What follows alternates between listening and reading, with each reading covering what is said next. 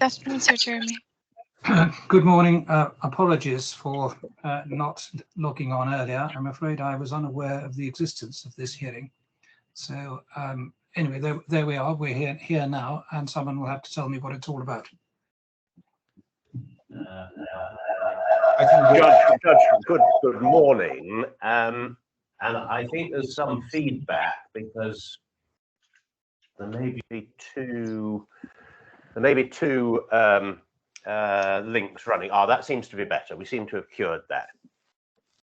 Your Honour, first of all, I think it's a relief both to my learned friend and myself and our respective legal teams that we were not at fault, and I don't think indeed anyone was at fault in relation to the hiccup, but there was a slight perturbation that we couldn't get online, but I think everyone now is online. Certainly I can see Mr. Matu, who is my instructing solicitor. I think that Mr. Doherty is probably online, and I think that his legal team is there. Stephen, could you just confirm you are online? Yes, I have. Hopefully Your Honour should be able to see me as well. No, I can't see anybody except myself. But oh, there's Mr. Doherty. Now I can see Mr. Doherty. Where are you? Let me try, and there we go. Maybe that helps. Yes, yeah, that does help. Good. Yes. Now, Mr. Patrick Joyce, I'm afraid to say that this has caught me unawares, which is why there's been delay. I simply didn't have this in my diary for whatever reason, some communication issue somewhere.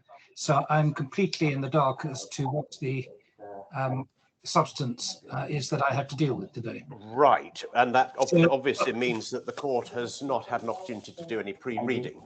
It'll be an old-fashioned hearing, if I can put it that way. It will be an old-fashioned hearing. Also, there has been a little bit of a difficulty in terms of links to the electronic bundle, so that I've only had access to the electronic bundle this morning, which means that there's obviously no page references in my skeleton argument, and nor can I give you, but have my instructing solicitor here. So I hope we can at least identify where in the hearing bundle, which has been uploaded, are the relevant documents. Does Your Honour have a link to the hearing bundle for today's date, the 19th of October? I do, yes. Good. And if I can just see if I can navigate round that. Let me see.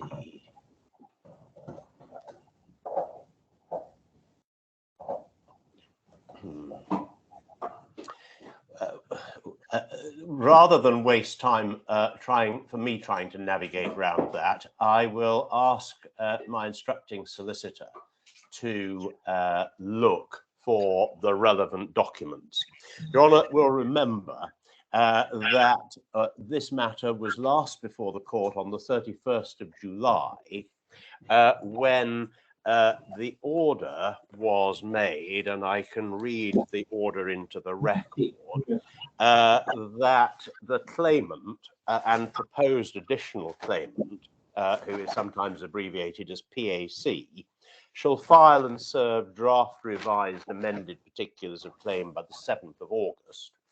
And pursuant to the rules of the DIFC courts, the defendants shall inform the court and the claimant and the proposed additional claimant whether he consents to the joinder application by no later than the 4th of September 2023. Now, my learned friend provided, there's a certain amount of feedback, but it's not too distracting. My learned friend provided draft revised amended particulars of claim by the 7th of August, and we considered that and felt that it didn't advance matters. So we wrote to the court on the 4th of September, indicating as much. The court therefore listed this for a further case hearing in relation to the pleading, and that's how we come to be foregathered today. Now, in relation to that, Your Honour will have somewhere in the case bundle the further revised draft particulars of claim that my learned friend served on the 7th of August.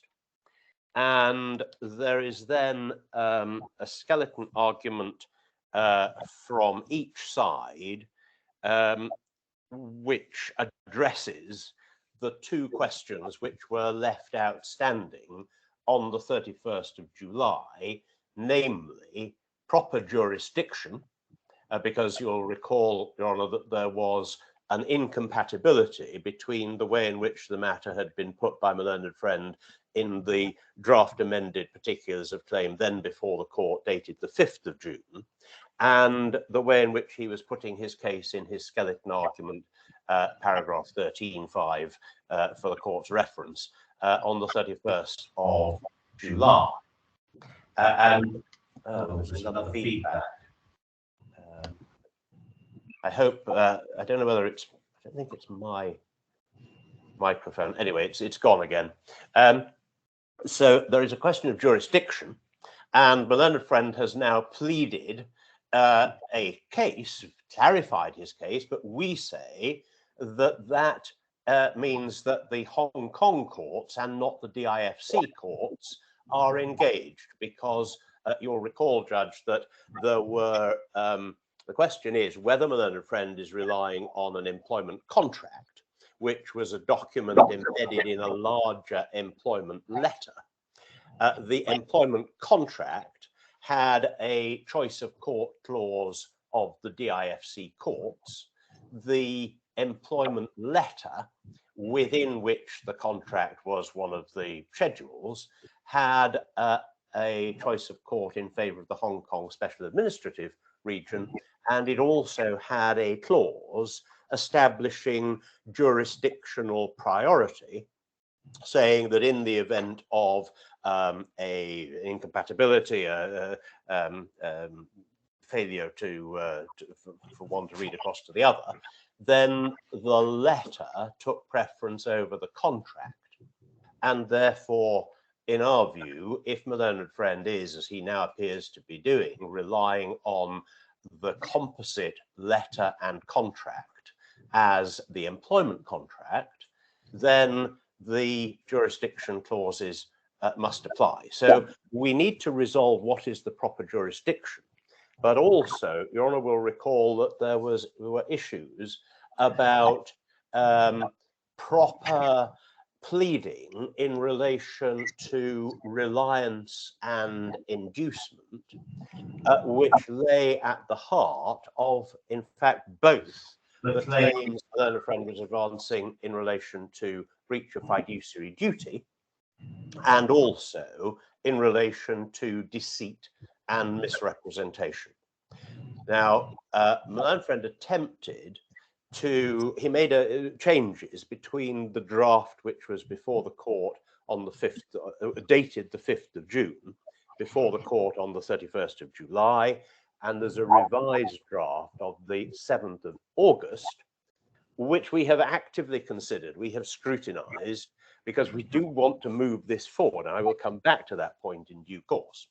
But we say that it doesn't advance things, and insofar as it does anything at all, it actually is regressive and it's retrogressive. So I'm afraid we are back with the problems which have already been readily identified, namely in relation to jurisdiction and in relation to the proper pleading, particularization of reliance and inducement.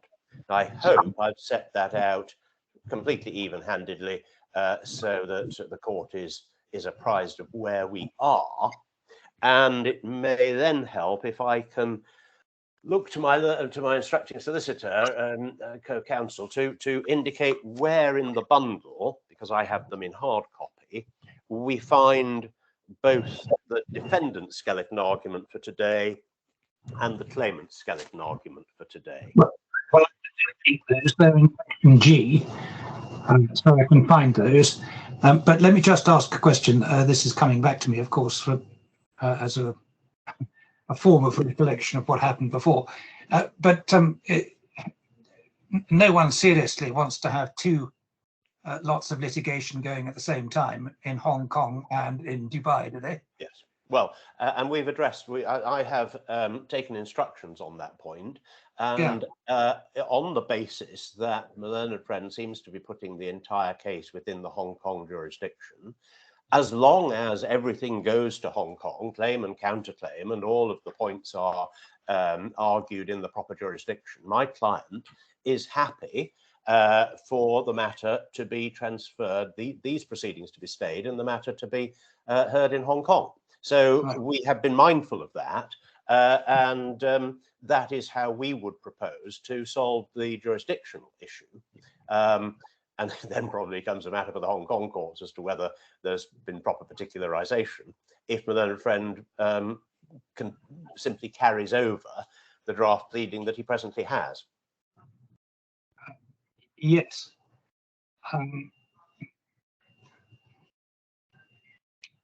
Is the position this in your submission, that this court has jurisdiction in relation to the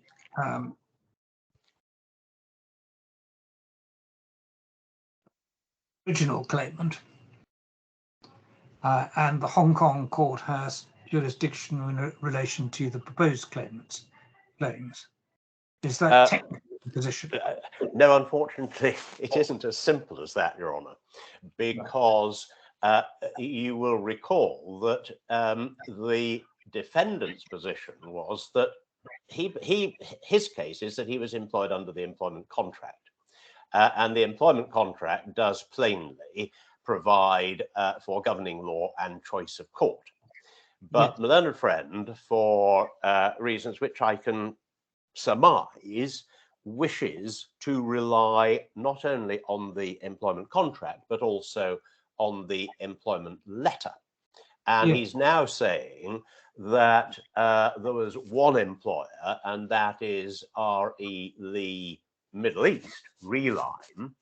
But if Relime wishes to rely, as it seems clearly to want to rely on both the letter and the contract, then those two documents are composite. They have to be read together, and one has the jurisdictional prioritization. So we would then, we feel we have to go to Hong Kong in those circumstances. If the learned friend wishes to then join Relic in the Hong Kong proceedings, that's a matter which we would consider down the line.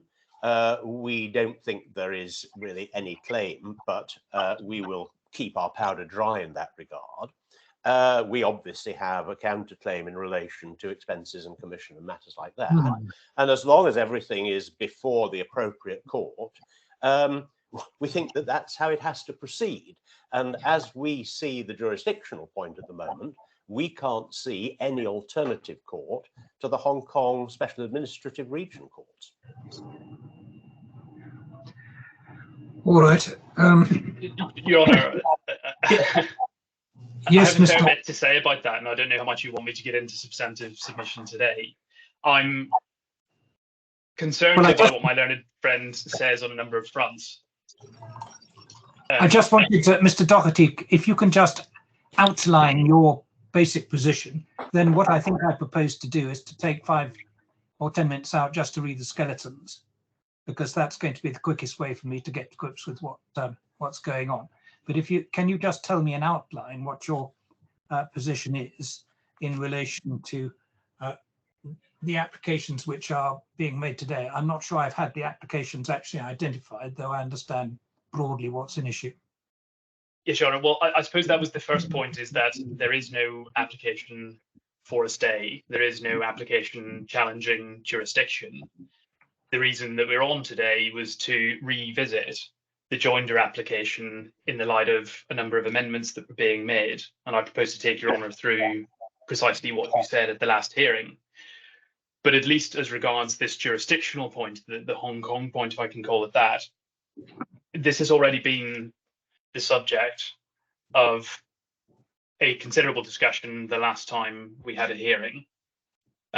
During the course of my submissions, Your Honour had questions on that around our case, occupying some 15 plus minutes of the hearing, which resulted in Your Honour saying that that this wasn't an issue, that the court was apprised of jurisdiction unless it's being told otherwise, and that there's an application to that effect. And in any event, none of this has anything to do with joinder, because the only contracting parties in this case are Relly Me, who's already a claimant in proceedings, and the defendant.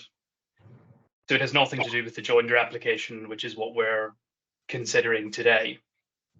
And insofar as the defendant had any jurisdictional points to take, one, those would have had to have been taken as against Relly Me, who's already the claimant.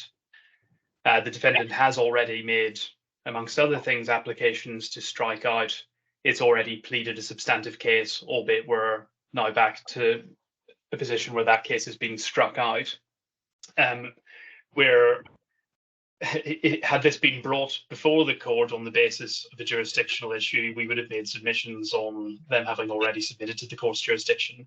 But in any event, there are a number of gateways giving you primary jurisdiction over this case anyway. A lot of them we ran through at the last hearing, but I'm happy to take you through them again. So the sub-point number one is this jurisdictional issue on our case is not an issue for today's hearing, if it is an issue at all. The second point is that when it comes to what we're actually here to discuss today, it's the application for joinder and whether it is desirable to join Relic to these proceedings. As part of that, I'll take Your Honour through precisely what you said at the last hearing and what you identified as being the narrower points requiring clarification in the pleadings and how those pleadings have been updated to reflect that. And in effect, what we say is this is the defendant's third attempt now to try and find a route into striking out a case when it already had that application in April and it was dismissed. It hasn't identified any reason really why we've come back before the court, and it hasn't taken into regard what Your Honour said about this all at the last hearing, which is that it was very likely that joinder was going to occur in due course. So that's the basis of our position today. Right. I do apologise that I'm unfamiliar with the immediate background, but we're back before together today on the basis that it's not accepted that your draft pleading is adequate. Is that the essential point? Yes, Your Honour. Yes, so the application was made for joinder. We had the discussion on the basis of that application at the last hearing. The question is whether it's desirable. It was held over that we would put in further particulars, which we filed in August, that the defendant would come back and say if it had any issue with those in September, whereupon it would be back on either for a hearing or we finally progress and have the defendant plead its case. Right. Okay. Well, forgive me, but isn't the most efficient way forward for me now to read the skeletons and to have a look at the draft that you provided in August? Your Honour, yes. Does that make sense? I hope I don't have references. Your Honour has obviously identified the respective skeleton arguments. Yes. And I hope that the latest draft pleading of the 7th of August can be found relatively easily.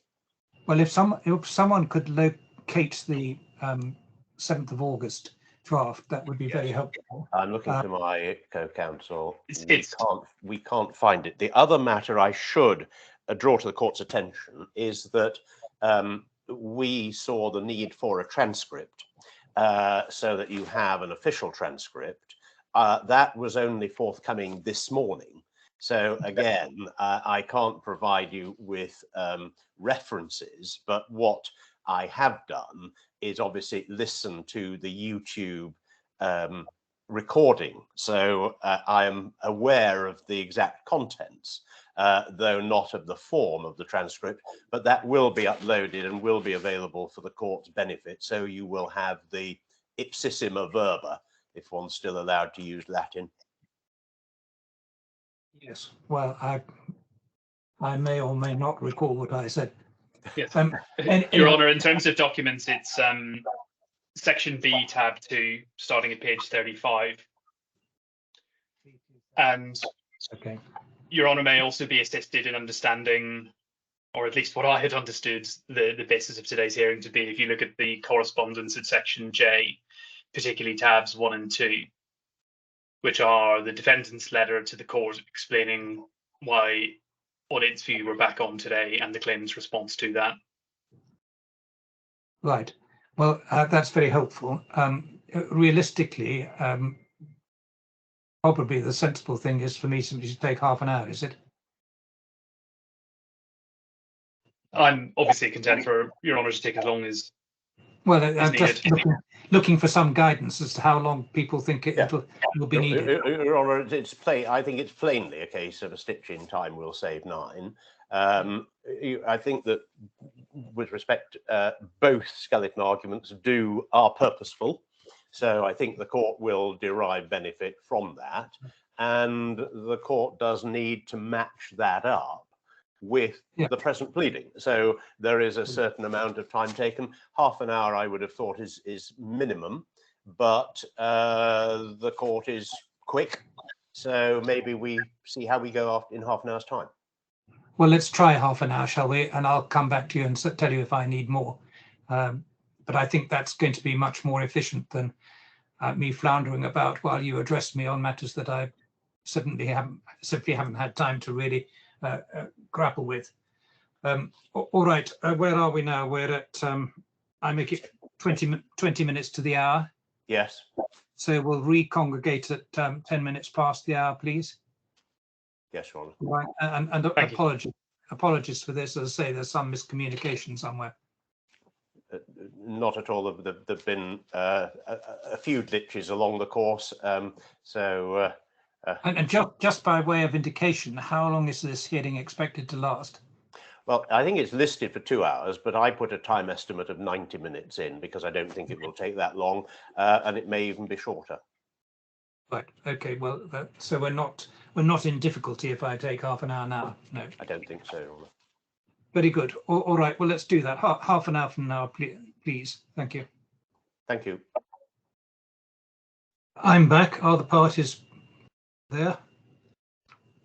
Yes, Your Honour. Judge, I think so, yes. I've read the skeletons. I haven't had a very brief look at the particulars of claim, but in order to make your points, you'll need to take me to cross-reference the points to the particulars of claim, but both of you, as necessary. All right. Sure, indeed. And I'm happy to make the running, even though it's technically the Learned Friends application, the joinder. I'm in the court's hands as to who you wish to hear from first.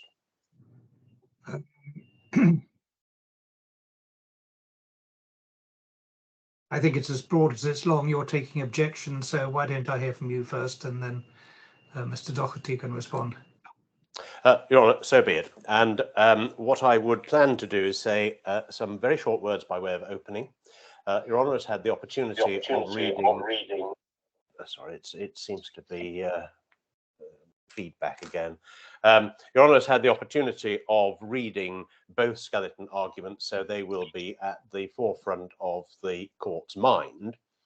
What I would plan to do then is to focus really in response to what my learned friend has said in his skeleton argument, because of course they were exchanged simultaneously. So it's and most of what is encompassed in my skeleton will in any event be picked up in my response to Malone and Friends skeleton, but obviously I stand by and rely on everything which is set out in the defendant's skeleton and which Your Honour has just had an opportunity of reading.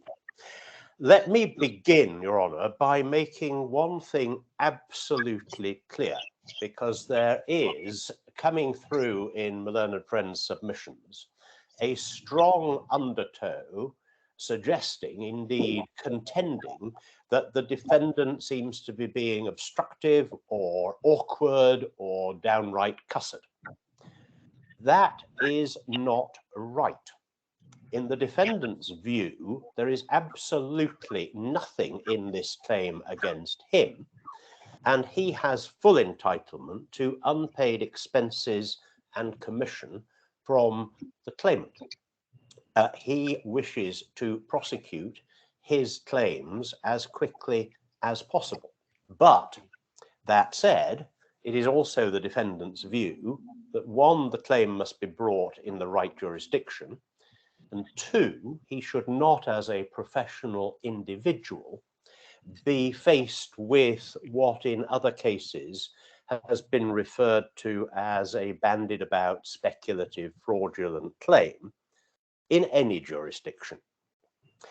So, as I say, I take the defendant's skeleton as read, and I therefore turn to the claimant's skeleton as briefly as possible, because again, Your Honour has had an opportunity of reading that. And I stress that the defendant's position is taken bearing expressly in mind what the court said on the 31st of July about the need for proper particularization. So there are, as the court is now aware, two planks to this matter. One is jurisdiction, the second is proper particularization. We say that one has been I'm not very interested in jurisdiction, really, am I, at this stage, Mr. Patrick Joyce, except as an ancillary point that you may want to take. I mean, as matters currently stand, you've submitted to the jurisdiction so far as the existing claimant is concerned. And if you want to take out an application in due course to say this is not the appropriate forum now that there's either the potential for another joinder or a joinder has actually occurred, then that's a matter I'll no doubt have to grapple with at that point. I'm happy to take that course, and we will be making that application if the matter proceeds, or depending on the basis on which the matter proceeds, because the whole jurisdictional basis in which the claimant is purporting to bring its claim has changed radically, and we will need to pick our way through that. So let me focus on the second point, which is proper particularization. And of course, one starts with the position that fraud must be as distinctly alleged and as distinctly proved, the old truism from Davy and Garrett back in 1878. And in that regard, the truism from 1878 has really been updated in RDC 17.43, which the court is fully familiar with, in relation to the need to provide full and specific details of any allegation of fraud, dishonesty, malice, or illegality, and also details of any misrepresentation, details of all breaches of trust. So RDC part 17.43 is fully engaged. Before I come to Malone and Friends pleading and the lack of particularization, I should say a word about what Malone and Friend has set out in paragraph 8 of his skeleton argument, simply to dispose of the matters set out there for present purposes. Paragraphs 8A and 8B go back to the way in which the defence and counterclaim had originally been pleaded.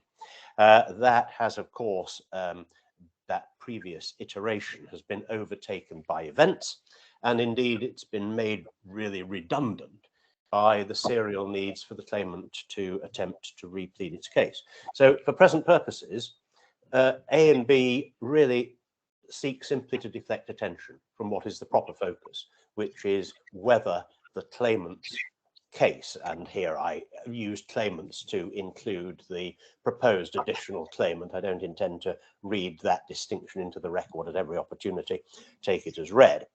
What the claimants are seeking to do is really deflect attention. Paragraph 8C is really, as far as I can see, wholly unparticularized unless it's read in connection with paragraph 8D.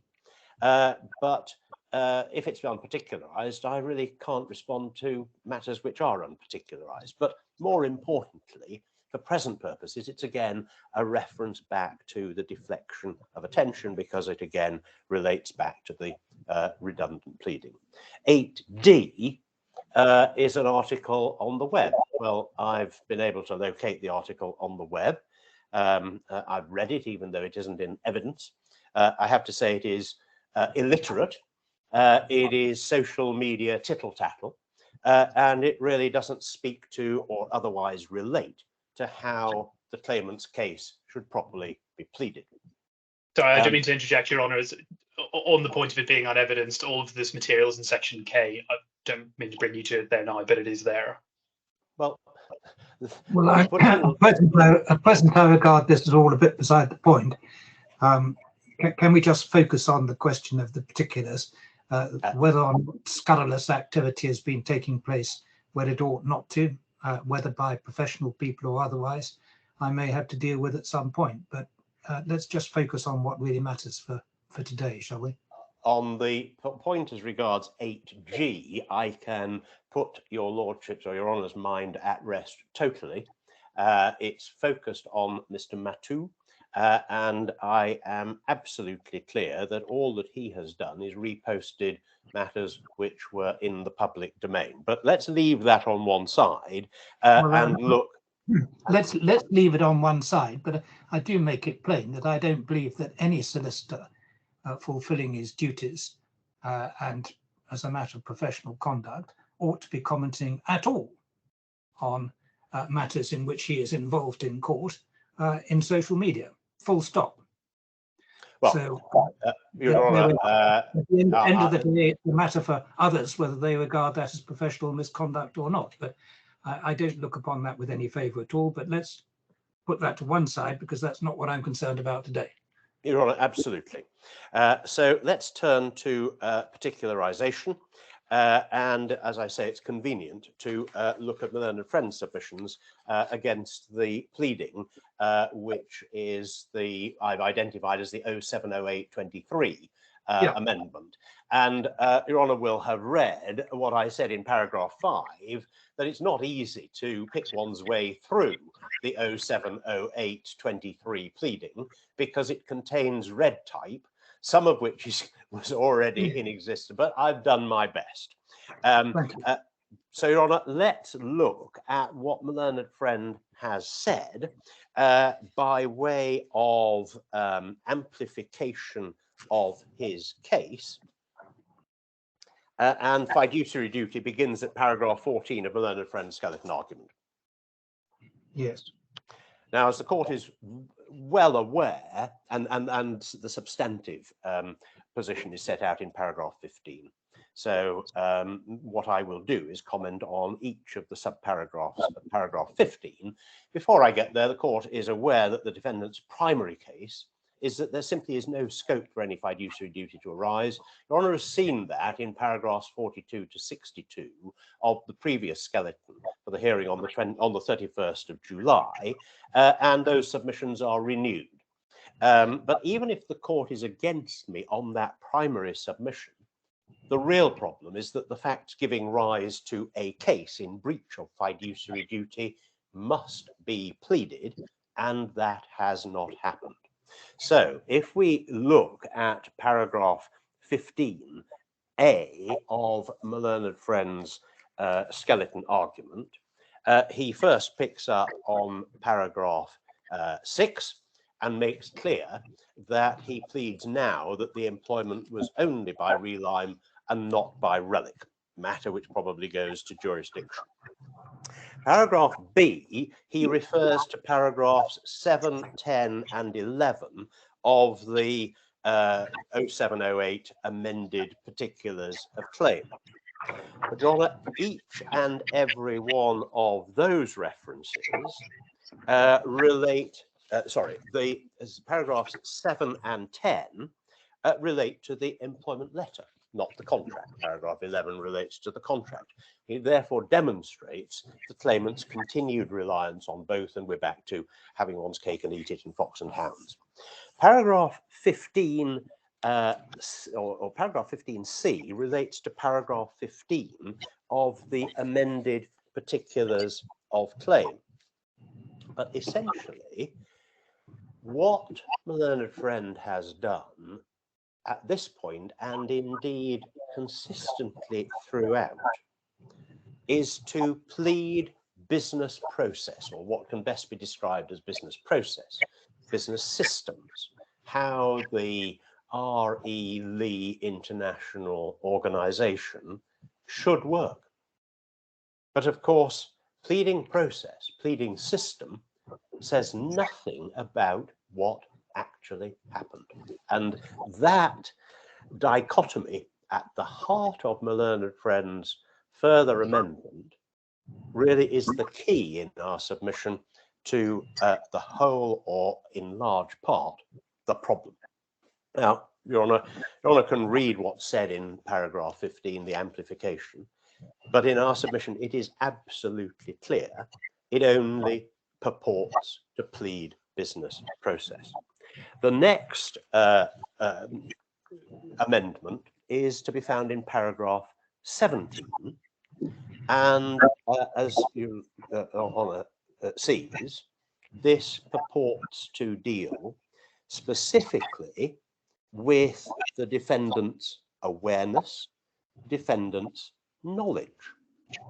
But again, knowledge is not, for present purposes, important, because it is the actual detail of the interaction between Relime and Relic which is of importance and which simply hasn't been pleaded. And all we know, paragraph 17 really tells us little more than what is discernible from the email of the 19th of July, 2022. If the court wishes to have a reference to the email of the 19th of July, certainly in the bundle for the 31st of July hearing, which was the only bundle that I had, it can be found at tab D, pages 123 to 124. It's at other places, but that's the page reference. We know that that email was addressed to Miss Chewy and Mr. Chin. And we are told who Mr. Chin and Mr. Chewy are. Mr. Chin was employed by Relime, and Miss Chewy, the senior employee of the Relime group. And this is supposed to be a fraudulent representation which feeds through to Relic and to the entry of the referral agreement and matters like that. And this is why we say that there is a black hole in the heart of the pleading. We're simply not told what happens thereafter. Paragraphs 21 and 22 are the next paragraphs that need to be considered. And in our submission, they do not begin to establish the existence of a fiduciary duty between the defendant and Relic. The claimants admit in the course of this paragraph, as indeed they must, because these are derived from attachments to the 19th of July email back in paragraph 17. The claimants admit... Hold on. Which paragraph are we looking at? We're looking at paragraphs 21 and 22, Right. and the feedback seems to be getting worse. I'm not too sure why. Is it affecting Ron's hearing at all?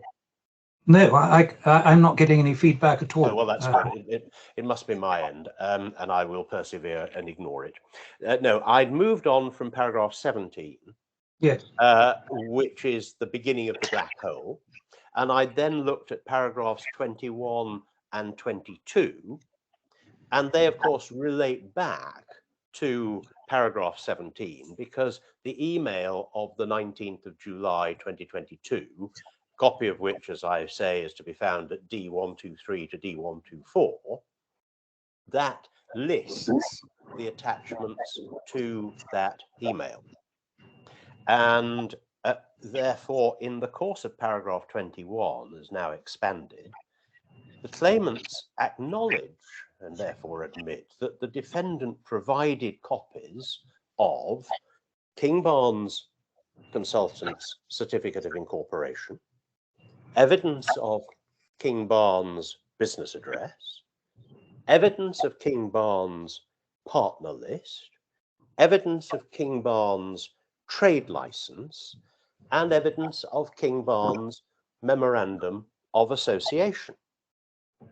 Now, these documents, having been expressly referred to, plainly we can have inspection of them. We've asked for inspection of them, and there has been what can only be described as equivocation from the claimant side. We haven't got those documents, except what I discovered was that one of those documents is exhibited. It's exhibited to the hearing bundle for the 27th of April, and it is tab D number 26. I think it's in the running record D page 1381 or 1341. I don't have the page reference. But D tab 26 in the April bundle provides details of the services license. And that provides clear details of the activities undertaken, namely marketing management and marketing research and consultancies. It provides an issue date of the 21st of June 2022, expiry date a year later. Now, these are matters of which the claimant seeks to make mileage by saying, oh, these were red lines which you didn't draw to our attention. Well, the reason we think, or in our submission, the reason for the equivocation is because if one can glean the information that one plainly can from the trade license, when one adds the certificate of incorporation, the business address, the partner list, and the memorandum of association, then what we did, my client did on the 19th of July, was to provide the best evidence, horse's mouth evidence, of the status of KBC, King Barnes Consultants. So when it was established, the scope of licensed activities, etc. In other words, the very red lines which the claimants say were not disclosed were disclosed to them by the defendant. And that, we say, explains this protracted equivocation in being provided with the documents. But when one looks at paragraphs 21 and 22, and of course I've gone through sequentially all of the relevant passages in the submissions, paragraphs 21 and 22. I could give your cross references back to my skeleton, but you've seen what I've said in the skeleton. The comments on paragraph 15 is at paragraph 20 of my skeleton. Comment on paragraph 17 is at paragraph 21 of my skeleton. Paragraphs 21 and 22 are dealt with beginning at paragraph 23 and going through to the end of paragraph 30. And I would read those passages into the record. What is absolutely clear is the lack of proper particularization and explanation. We then can move to paragraph 30 of the further amended particulars of claim. This is paragraph 15F of my learned friend's skeleton argument. We've already commented on paragraph 30 to 31 and 37 to 38 in paragraphs 31 through to 34 of our skeleton. I'd read those into the record. But here we are faced with the same problem. What my learned friend sets out is a case based on system and process. But that, as I've already said earlier, tells us nothing about what actually happened. So paragraphs 31 and 30 and 31 and 37 and 38 can be treated together because they're in material alike terms. And the same point arises in relation to 37 and 38 as arises in relation to 30 and 31. It's an averment in relation to system and process, not what actually happened. Let me just stop you there for a moment. So far as system and process is concerned, that plainly goes to fiduciary relationship, even if it doesn't go to was there a specific misrepresentation and reliance in the present case. So I take it your focus is here specifically on particularization of misrepresentation and reliance. Am I right? It's more so on that, but I do pray this in aid in relation to fiduciary duty because of the statutory provisions which my learned friend relies on, namely Article 1582B of the Law of Obligations, number 5 of 2004. And when we get to, well, you're on. You're on a blazing advice. You can see my expression, but the point is, the difficulty you have here is that fiduciary relationship isn't entirely dependent upon employment. It can arise in any number of circumstances in common law situations. And if you plead a system where the defendant can and does expect there to be reliance on what he's done, then it seems to me you've got a difficulty in complaining that there's an inadequate plea of fiduciary relationship. At the end of the day, the court will have to decide, obviously, on the facts, whether it's true. But on the face of it, what's being said is he knew that what he did was going to be relied on by relic. Maybe right, maybe wrong. But isn't that an adequate basis, at least for an arguable case in law, of a fiduciary relationship? In my submission, no, for this reason, because what the law number 5 of 2004 does is it puts in statutory terms, it sets out in statutory form the scope of fiduciary duty. Now, that scope can be enlarged or it can be contracted by the statute. But what one knows is that the statute holds good as the DIFC law. It is not anything wider in common law, and indeed the statute can expand that which is not usual in common law. Now, Article 1582B creates a statutory fiduciary duty between an employee as to his employer. Now, ordinarily, and we've been through this in the earlier skeleton argument of the 31st of July, ordinarily there is not a fiduciary duty as between employer and employee under common law. But that creates, here there is a fiduciary duty. We've got everything that Deputy Chief Justice Michael Huang said earlier in relation to that. That's for another day. But what the statute does is it clearly delimits the enlargement, because the provision that covers employees and which my learned friend relies upon is a fiduciary duty of an employee as to his employer. Now, given that my learned friend now says, well, it was only employed by Reline, the statute which delimits and defines fiduciary duty for the purpose of DIFC law is absolutely clear. There can be no fiduciary duty as between an employee and a non-employer. There's just no scope for it because it's statutorily set out.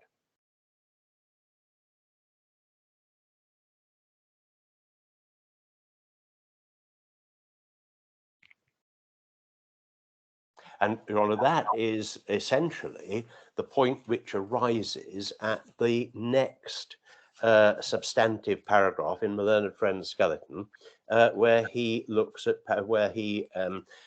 refers to the pleading at paragraph 53 of the 0708 draft.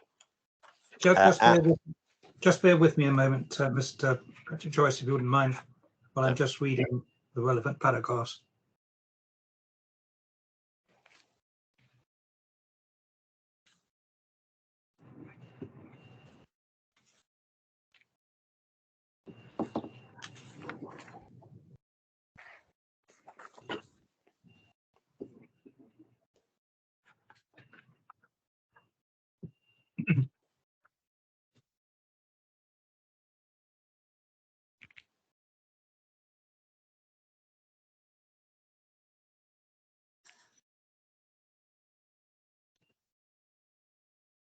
Yeah. And my apologies, Your Honour, if I've been going too fast, but we deal with paragraph 53 and the amplification or the amendment in 070823, beginning at paragraph 35. We set out what's been added. We renew our submission that there really wasn't a fiduciary duty at all, because D we now know was not employed by Relic, and there's simply no exceptional justification. Well, indeed, it's covered by the four corners of the statute, and in any event, there's no exceptional justification under the Kelly and Baker test. But and therefore, we make the point, if there's no fiduciary duty, there can't be any breach of fiduciary duty. But even if quod non there were such a duty, then the circumstances of the breach must be pleaded and they must be particularized. And we say this is again wholly deficient. Essentially, when one looks at what is pleaded here, we're back to fox and hounds or cake and eat it. Article 1582B is expressly prayed in aid. And indeed, when my learned friend moves through to article or paragraph 15H5 of his skeleton argument, foot at page 6, he prays in aid and relies on what he terms as the employment contract, containing terms which state that he had broader duties to the Relly group. Well, that is not duties. Those are expressly not duties owed to an employer, and therefore they are expressly outside the statutory ambit of fiduciary duties, which is the law in the DIFC. My learned friend then goes on to paragraph 54, which we've covered in paragraph 37. And he deals with it in a slightly different point, because he splits out fiduciary duty and deceit and misrepresentation. He deals with paragraph 60 at a later point. We've dealt with it in the course of just going through the pleading.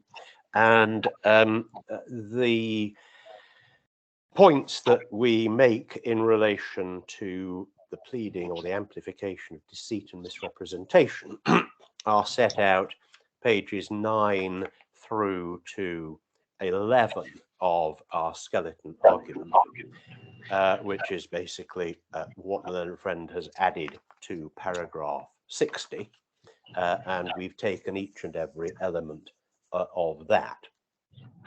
If I revert to my learned friend's skeleton argument, because that's essentially what I'm addressing, I have taken the court rather rapidly, for which I apologize, but I hope not too rapidly, to what's set out in paragraph 15 of the learned friend's submissions. And then it's convenient. I think paragraph 17, I can answer any points arising from that. That's a point on, it relates to correspondence. And this is focused on pleading. So again, unless there's anything which I'm specifically called on to respond to, I'm focusing on the pleading. And that then takes me to paragraph 19 of my learned friend's skeleton argument. At paragraph A, he refers back to, here it says paragraphs 14A to C, but I think he probably means paragraphs 15A to C, in which case I've already made submissions which can be carried over for present purposes in response to paragraph 19A. Paragraph 19B relates back to paragraph 17 of the amended particulars of claim. And again, I've addressed paragraph 17 of the amended particulars of claim back in paragraph 21 through to, I would say 21 through to 27 of the claimant's skeleton argument, and I've supplemented that briefly with oral comments already. So that has again already been covered. My learned friend continues to deal with paragraph 17 at subparagraph C and D of his skeleton submission. But again, and at the risk of repetition, it doesn't grapple with what needs to be grappled with. How did any of this reach Relic? How was Calvin Lowe induced to enter into the referral agreement? How did he rely on it in entering into the referral agreement? And D talks about D's knowledge again. It says nothing about what happened on the ground. E, paragraphs 21 and F 22, again, the same points arise that have already been made, but here there's a dilution of the specificity and particularization, because it said that in the pleading, the due diligence was undertaken by Relime and or Relic. Well, with respect, Your Honour, that won't do. Who undertook the due diligence? When was it undertaken? How was it undertaken? Then F, my learned friend pleads reliance through the execution of the referral agreement. But we don't know what happened within the black hole. So it's exactly the same point. G pleads in relation to paragraph 25. I've already made submissions in that regard. And we have again the people specifically identified. Mr. Chin, he's Relime. Miss Chewy, we know that she is an RELI employee based in Hong Kong, because we're told that in the pleading. And we know that Mr. Parker was a Relime employee. But this goes nowhere near Relic. H, which is paragraph 30, and I, paragraph 30. How does any of this reach Relic? How was it relied upon? By whom? Now, the learned friend then pleads that it was communicated to Betty Wong at Relic. There is no pleaded case that Betty Wong was at Relic at all. Betty Wong was a case management assistant or executive based in Hong Kong, and she is repeatedly identified as such in the evidence. See, for example, tab D, page 131, 134, and there are many other examples. For my learned friend to say in a skeleton argument that Miss Wong was at relic, when it is neither pleaded nor at all consistent with any of the evidence that is before the court, is in our submission fundamentally wrong. Point 2 at letter I, it said that D knew that his draft would be communicated to relic. How? Who did what with it? When? All of these things are completely unexplained. And then relic subsequently issued the letter. Well, it's still part of the black hole. Who did it? When? In reliance on what information? What did he or she know? Etc. All of this needs to be set out. So far as J is concerned, we're back to red flags. The first point, there are two answers to red flags. The first point is failure to speak cannot be an actionable misrepresentation. But the second and substantive answer is that in any event, the recipients of the 19th of July 2022 email must have known of the contents of the attachments. We have one of them in evidence, D26 in the previous bundle. They knew about what they're now complaining about as red flags. My learned friend then goes on to paragraphs 35 to 39 of the amended particulars of claim. Well, they sit with paragraphs 30 and 31. Same points apply. Then at L, that a statement was made to Miss Chewy. I think this is in relation to another client. It gets to Miss Chewy. But where does it go from there? We're simply not told. Not elaborated in the pleadings at all.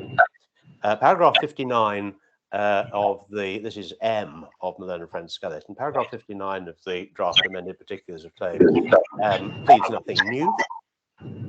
N, we here get to paragraph 60, and as Your Honour is now well aware, we have analysed paragraph 60 fully in paragraphs 38 through to 41 of our skeleton argument. And again, it's process, it's system, it's what was known, but that is entirely beside the point in pleading what actually happened. One can go through, let me just go back to my learned friend's skeleton. Yes, this covers really N, which is A, which we cover in paragraph 39, first two bullet points, paragraph 60B, which we cover in paragraph 39, the three following bullet points, paragraph 60C, which is paragraph 41 of our skeleton argument.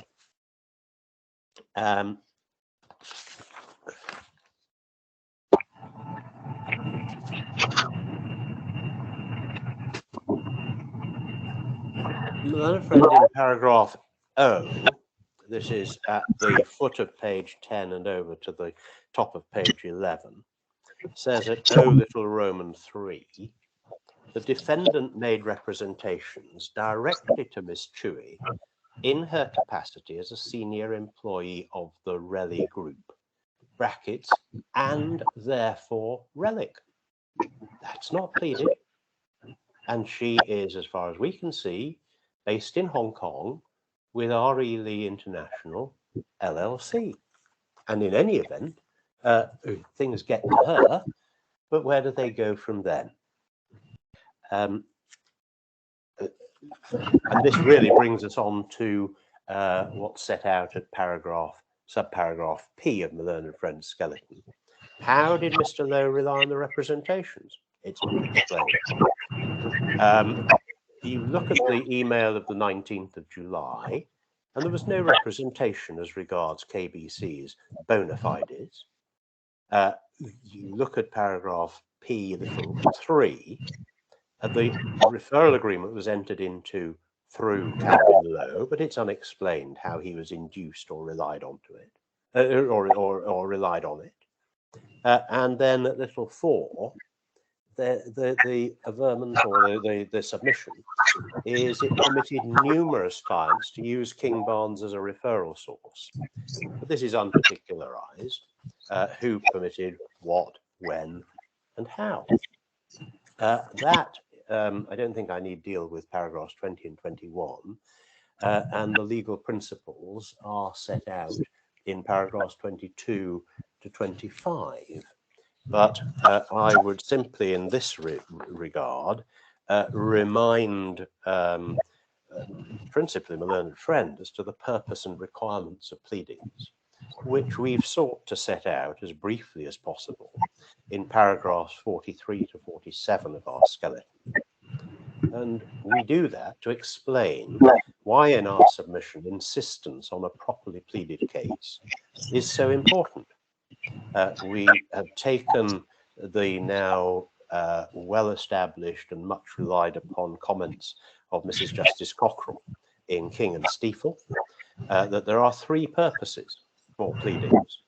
Overall, this is a phrase would derive from Michael Wilson, or used in the case of Michael Wilson and Emmett, but it has been used previously, and we've traced its origins back to Lord Oliver. Pleading should provide an agenda for trial, but what does that mean? It means that we have to know the case that has to be met. It means that we have to be able to properly prepare for trial.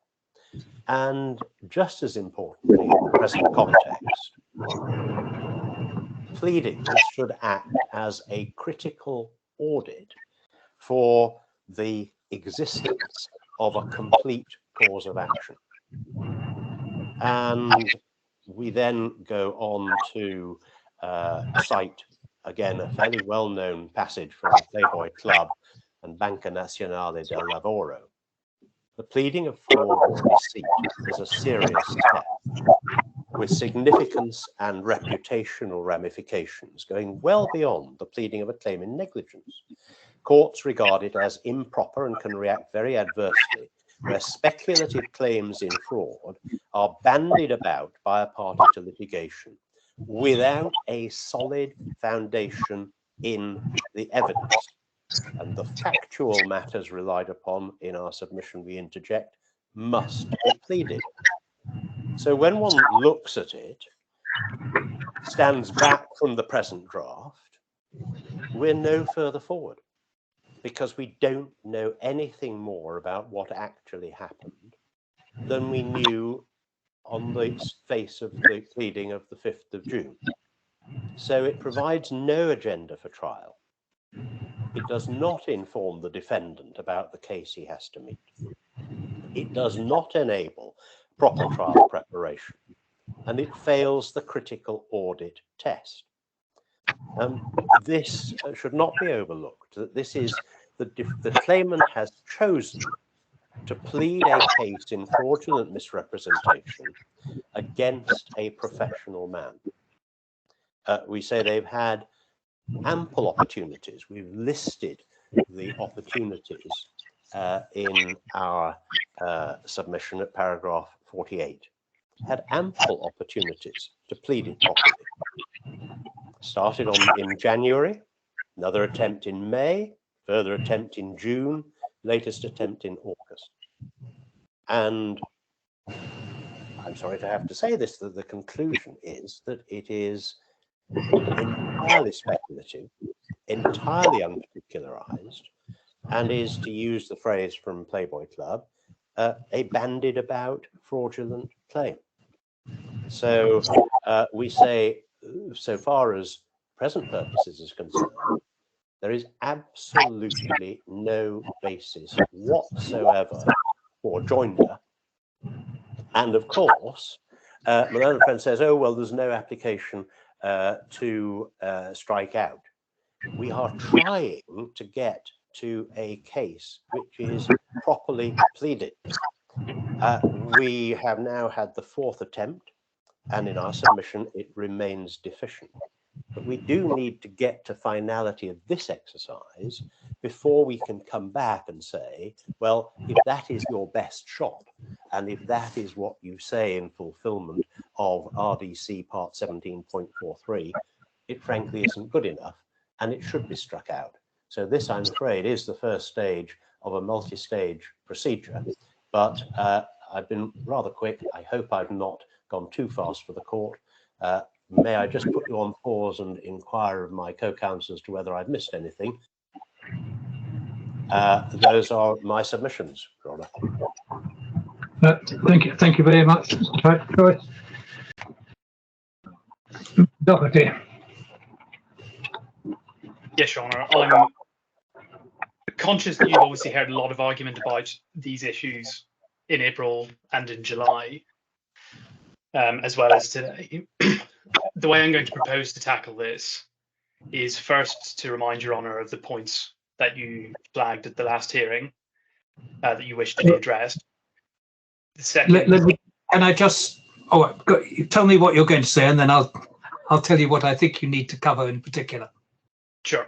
The second was a brief detour just to cover off the Hong Kong issue, which I'll do briefly because I understand your indication of that. And then the third is because I think it's important to take Your Honour through the claimant's case on the issues which we're actually concerned with at this hearing and the points that Your Honour flagged last time about deceit and fiduciary duty. So I was proposing to tackle it in that order. And I will go through it in some detail because I think it's easy to miss the detail in the way that my learned friend has taken you through the submissions, where questions are asked of isolated paragraphs with no effort being made whatsoever to cross-refer what are being pleaded as the legal conclusions to be drawn from the facts alleged elsewhere in the pleadings. So I'll take you through all of that. All right, can I indicate two things to you? Sure. First of all, it seems to me that Mr. Patrick Joyce's claim about particularisation in relation to fiduciary duty turns on his submission that the only circumstances in which fiduciary duty can arise are as between an employee and an employer. And so I'd like you to deal with that as a question of law. Yes. Because what you've pleaded at paragraph 60, I think it is, I may have that wrong.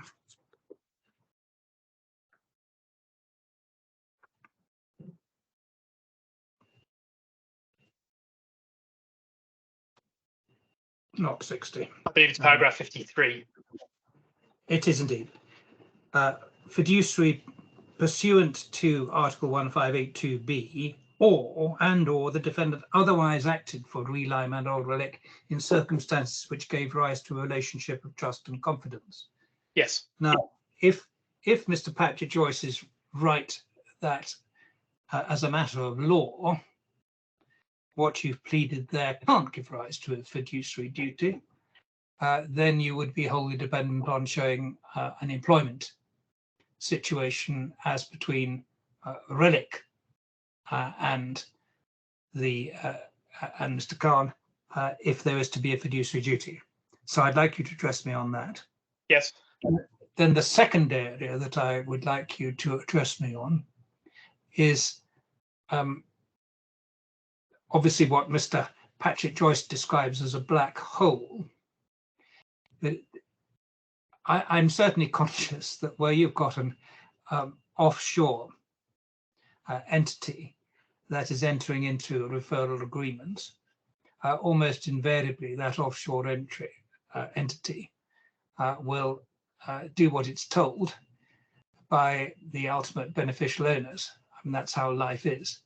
But the question which arises is whether or not you have pleaded sufficient for the link to be made between the signing of a referral agreement, which I think was by Mr. Calvin Lowe, though I can't quite lay my hand on it in the pleading, and the basis upon which he did that, or the basis upon which Relic acted, whether through the agency of people in Hong Kong or Dubai or whatever. And I need to be shown quite how you grapple with that in the pleadings to see whether or not there is a black hole of the kind that Mr. Patrick Joyce suggests. Okay, yes, so I will go through. Yes, quite right, Your Honour. Directing your attention to the things that I need most assistance on. Yes, and I will go through that, Your Honour. If I may, before I get into the detail of it, observe what might be more statement of general principle, which, of course, in this jurisdiction, which follows a regime which is similar to the CPR, what one doesn't expect of pleadings is some kind of memorial arbitration statement where you're getting all of the witness evidence, all of the documentary evidence at the time the case is pleaded. The question is, have we pleaded the core facts that we rely upon, and whether or not there are legal arguments to subsequently be raised? For example, if the defendant was to take a point about the authority of any of the individuals concerned, it would be open to do that in its defence, whereupon it would become an issue in dispute, and the parties would have an argument with submissions and reference to case law about authority, agency, whatever it happens to be. The point is that what the claimant is pleading is the core facts that it is going to be relying upon as giving rise to reliance, inducement, and so on.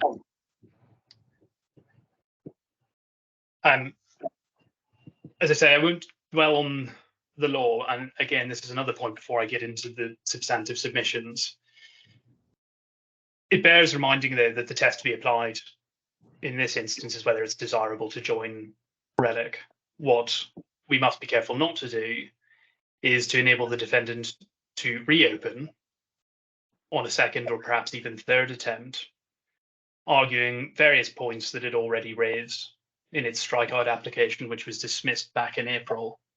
And I'll address some of the points that are connected to that, but it's only, I suppose, as a belt and braces approach rather than because those are back in issue.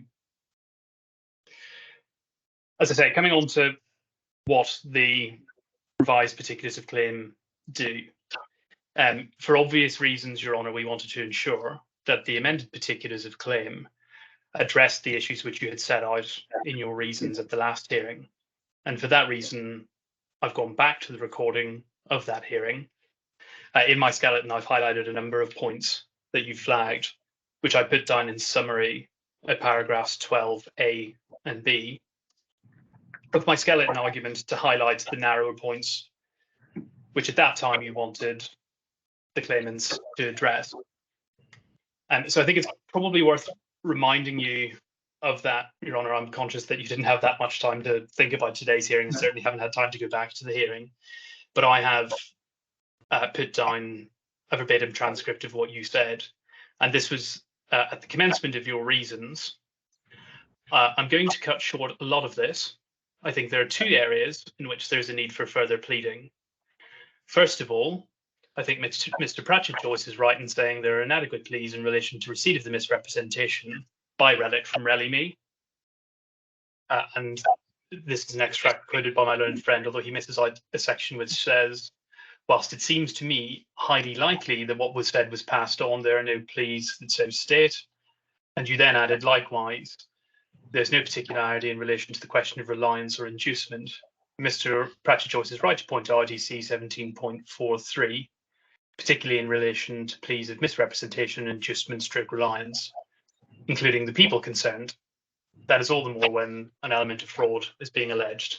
And you concluded on that. So the pleas of misrepresentation, so far as they concern Relic, are to be properly particularised. So that's issue one. Yeah. You then moved on to the second issue and said the second question relates to fiduciary duty.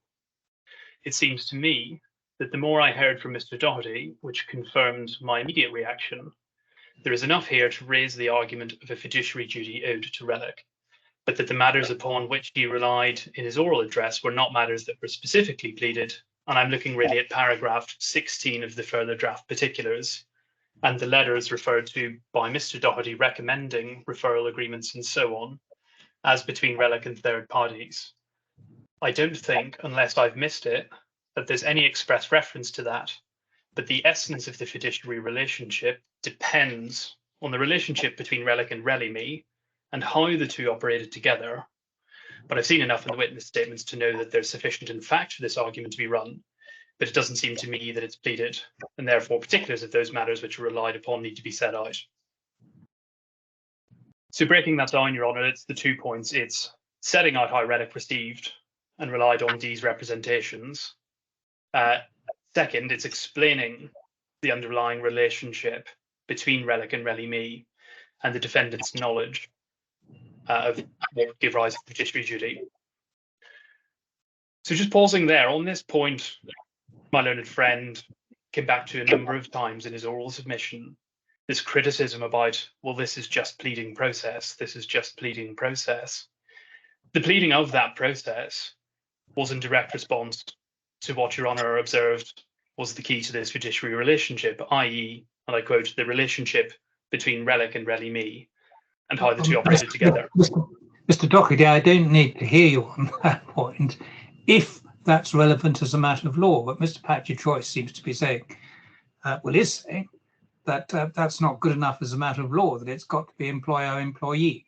And so that's really what I invite you to deal with. Yes. As a matter of English common law, it seems to me that you've raised a case. Yes, I'm grateful, Your Honour. And the system is directly relevant to that, because the system is how people are expected to act, and how a relationship of trust and confidence arises.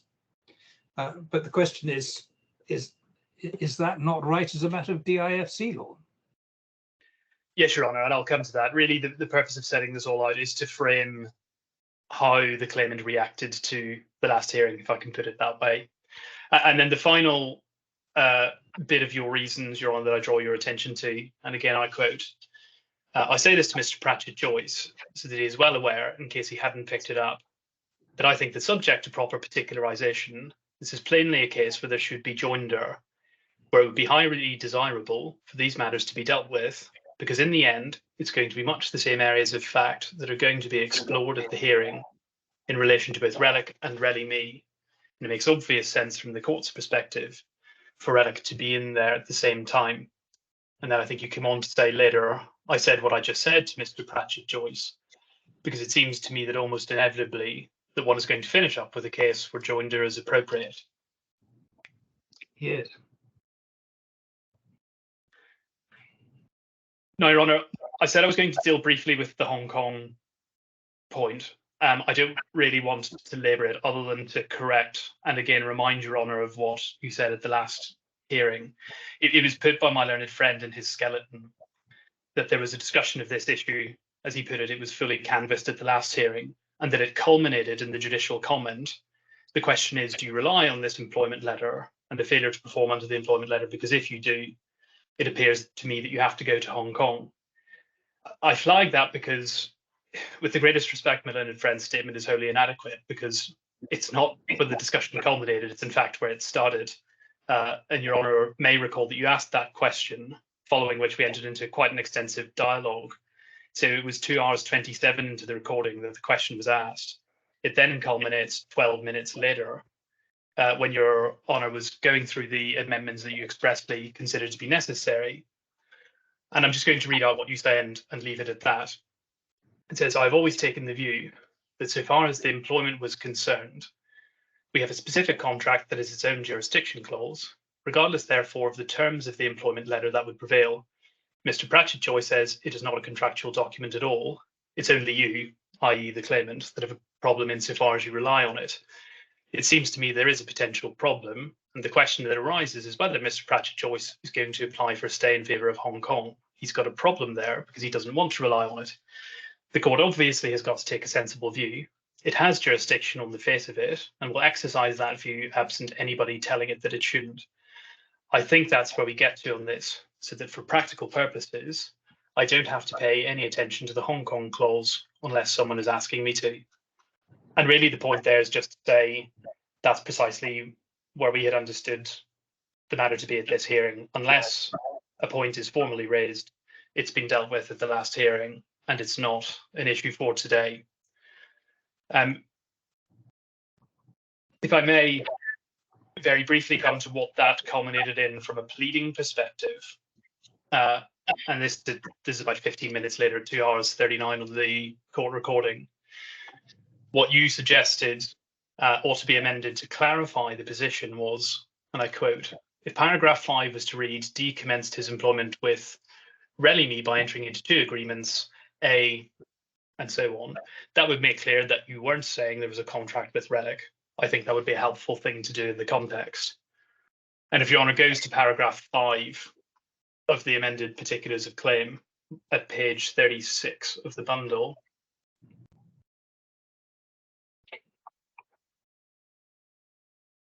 Yeah.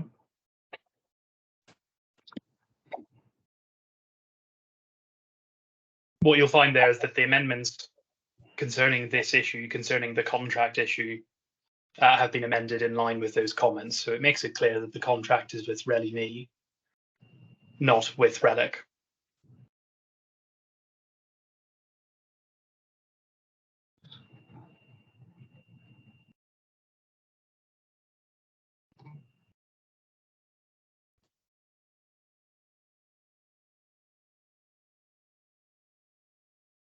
Then the final point, Your Honour, is in concluding on all of this, you said, if at the end of the day, Mr. Pratchett Joyce, you and your client wish to be difficult about this and apply for a stay because you think the claim is pleaded, raise matters that ought to go to Hong Kong, then that is a matter for you, and you'll have to decide, I want this bit to go to Hong Kong, and then we'll have to grapple with any issue of separation from the one from the two.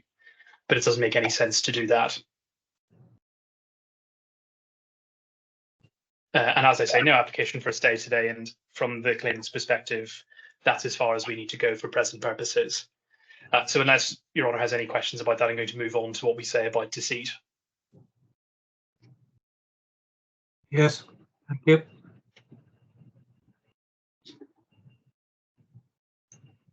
Before coming on to the detail of the particulars of claim, one thing that might be helpful to remind ourselves is that as far back as April in this case, when we were dealing with the strikeout applications, the defendant had made an application at that point in time to strike out Relly-Me's claim on the basis that it said that Relly-Me did not rely on the defendant's statements and entering into a referral agreement, because that referral agreement was entered into by Relic. And what my learned friend said was the basis of the defendant's application at that time, and I read this from his April skeleton, at Chin 1, paragraph 35, C admits that the referral agreement with KBC was entered into not by C, but by Relic. A copy of the referral agreement in question has now been exhibited. On C's own evidence, therefore, it is now beyond doubt that the second of the 5 elements above is not true. So we're saying there's no case made out because the contract is with Relic. And the reason I flag this is because whilst my learned friend talks variously about Cooke and Fox and Hines and matters of the like, we note that the defendant was perfectly content at that time to run an argument that the claimant, Relly-Me, had suffered no loss because Relic was the contracting party.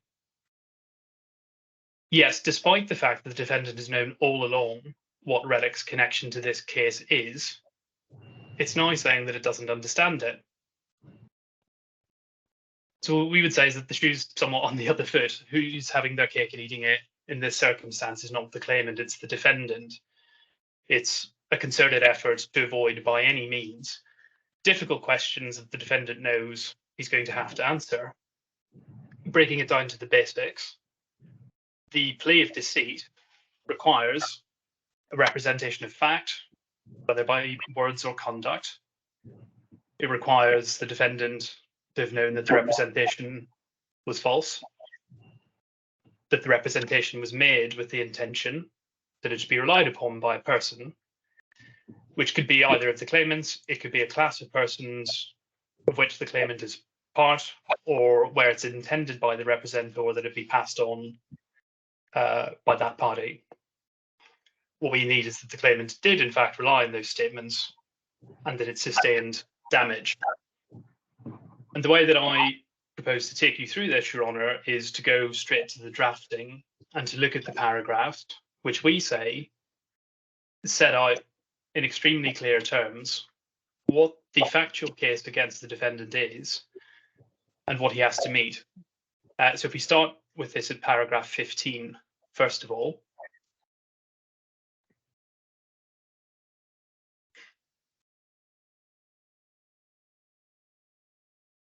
and this is part of the explanation of process. It says, once a high net worth has been introduced to RELI-ME through a referral source, RELIC would then act as broker between the high net worth and the insurance provider, and following completion of a sale, fees paid by the insurance provider would be distributed between RELIC, RELI-ME and the referral source. What the red line then says is, whilst RELI-ME was responsible for managing relationships with various referral sources in the Middle East, those referral sources were usually paid pursuant to contractual terms that they agreed with RELIC, not RELI-ME. The defendant was aware of the fact that RELIC was the entity of the RELI Group that entered into referral agreements with third-party referral sources, having been involved in procuring the execution of numerous such referral agreements on behalf of RELIC during the course of his employment with RELI-ME. Examples of the defendant's involvement were then exhibited. So we've provided the evidence in addition to the substantive pleading, but the relevant parts here are that the defendant knew that RELIC was the party that ultimately enters into these referral agreements. The particularized basis for that assertion was that he was involved in executing the relevant referral agreements on a number of different occasions, with evidence provided to that effect. That information is relevant, of course, to the question of whether the defendant intended that his representation should be relied upon by RELIC, because if he's representing that he's met a new referral source, he knows that the party who's ultimately going to go on to execute any agreement with that referral source was RELIC. If we scroll down to paragraph 17, we get to the specific pleading of what we say is the first actionable representation. On 19th of July, the defendant sent an email titled Agreement, Kings Barnes Consultants, to other RELI-ME and RELI Group employees, and we have Messrs. Coddy Chewy and Eric Chin stating that I recently met with Miss Sadia Niazi and Manahil Khan, owners of King Barnes Consultants, who would like to work with ourselves. King Barnes was referred by Amani Wealth. So there we have particularization of the precise statement that was made, that Kings Barnes was referred by Amani Wealth. We know how it was made, by email. We know when it was made, on the 19th of July 2022, and we know who it was made to. So that's Ms. Chewy and Mr. Chin. And below that, we have the additional red line language inserted, which says the defendant was aware, the time he sent that email, that the agreement, in inverted commas, with Kings Barnes Consultants he was proposing would have been an agreement between RELIC and the referral source, since RELI-ME did not typically enter into referral agreements with third parties. As such, the defendant made the aforesaid statement knowing and intending that it would be relied upon by both RELI-ME and RELIC, particularly in circumstances where the defendant was aware that Ms. Chewy was a senior employee of the RELI Group and not RELI-ME.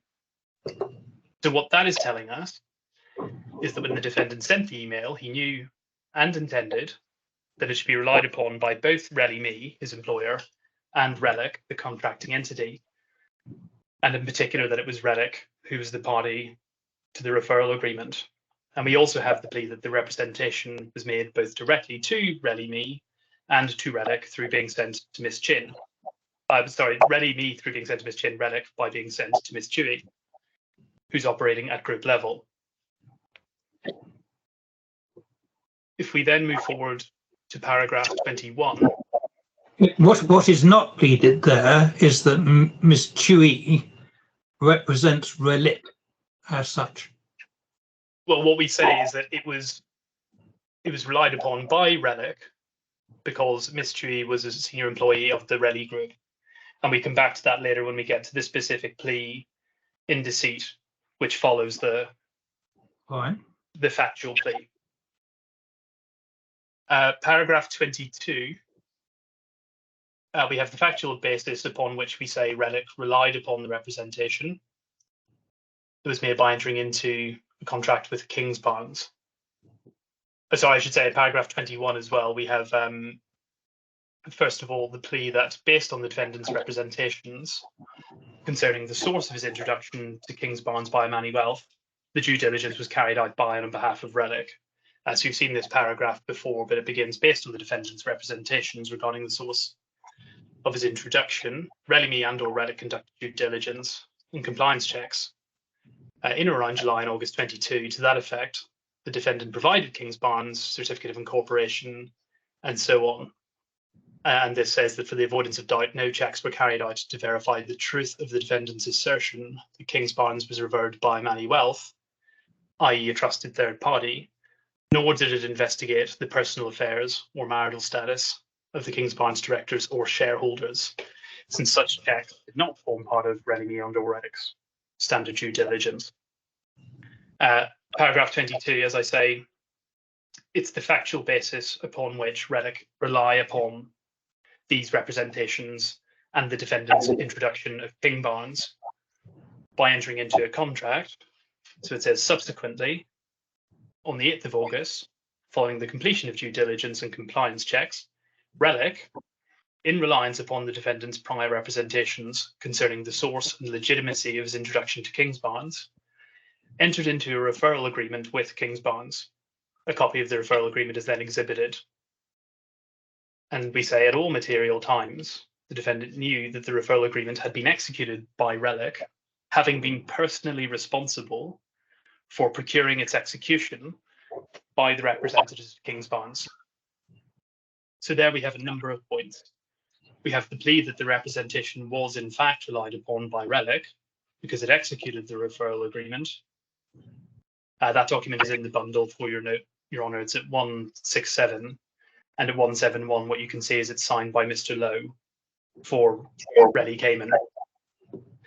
And we also have then the specific plea, which goes even beyond the defendant's general awareness that Relic was the party executing referral agreements, to say that he knew that this specific agreement was executed by Relic because it was him that procured the execution, procured the signatures of the Kingsbarns representatives.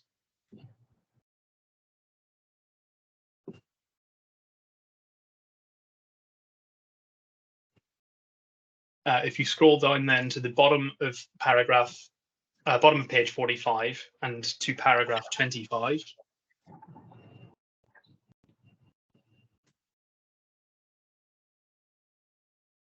Yeah. We have the pleaded basis on which we say the defendant's representations were false, specifically because Kingsbarns was not introduced by Manny Wealth. Yeah.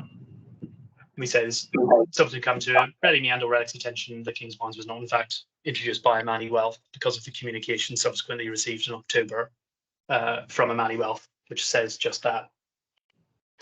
If we scroll on to paragraph 30,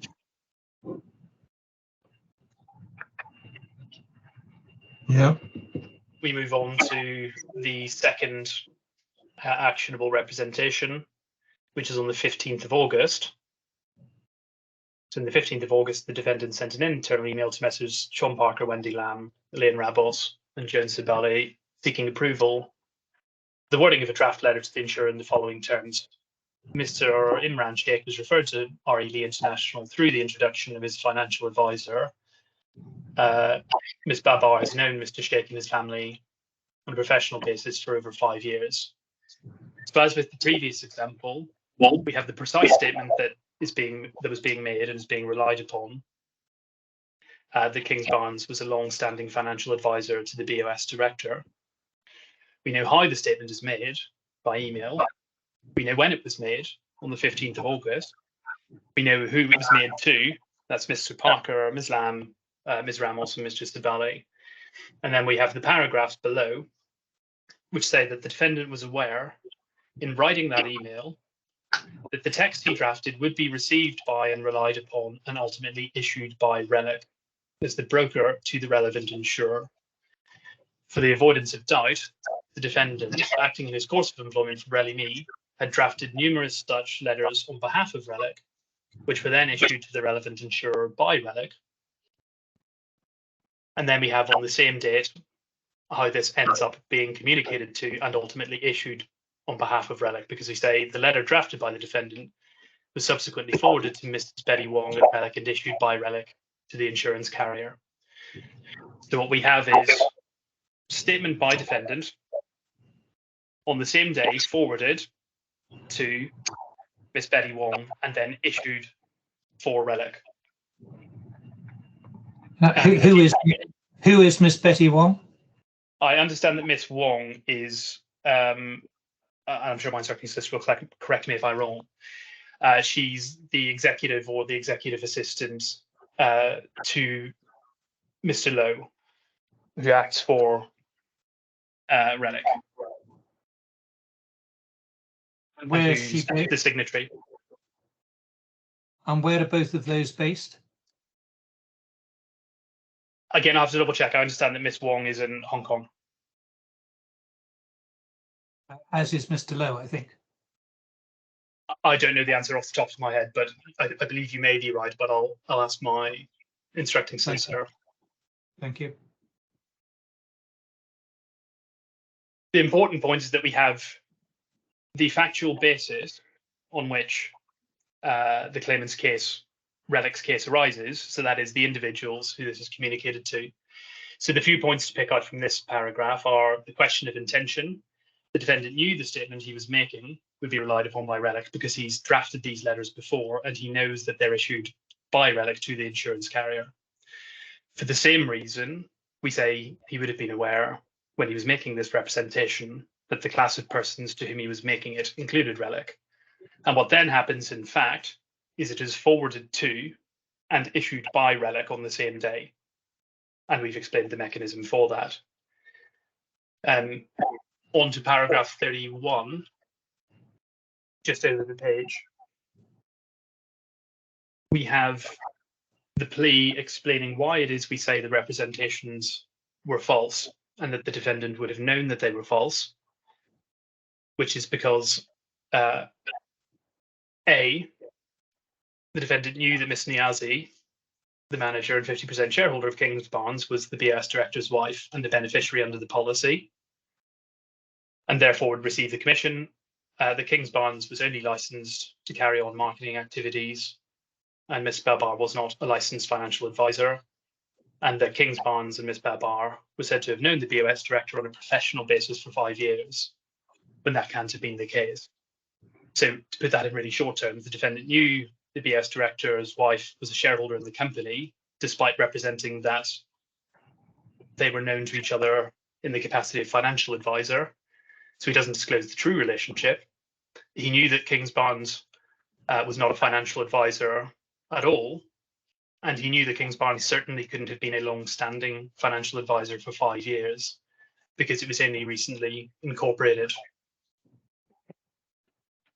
And we have much the same plea in respect of the third and fourth actionable representations. So it starts at page 48. Yeah. At paragraph 37. Yeah, same point. Yeah.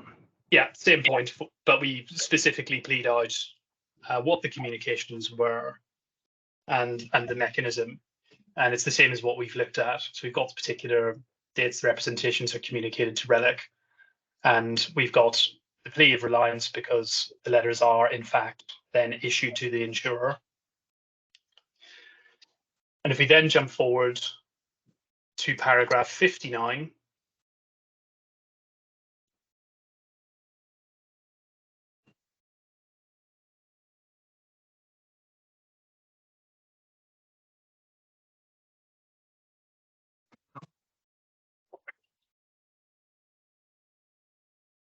this is where we have the repeating of the paragraphs in which the representations were particularized, that's 17, 30, and 37. And we have specificity as to why it is we're saying the defendant made fraudulent statements. So we're saying the 19th of July email saying that he was referred by Amani Wealth, the 2nd of August email saying the BOS director had been known to Ms. Babar in a professional capacity as a financial advisor for 5 years. And then it's C and D, the same points again in respect of Mr. and Mrs. S. At paragraph 60, we have some new inserted language. And it says, based on the pleaded facts that we've looked at, the statements were false. So this is paragraph 60A. And so for the 19th of July representations, we say it's false for the particular reasons that it was untrue that Imani Wealth were introduced by Kingsbarns. Imani Wealth have confirmed that no such introduction was made, as we particularised para 25, and the defendant can't allege it was a mistake because we say that he referred to his meeting with them as recent.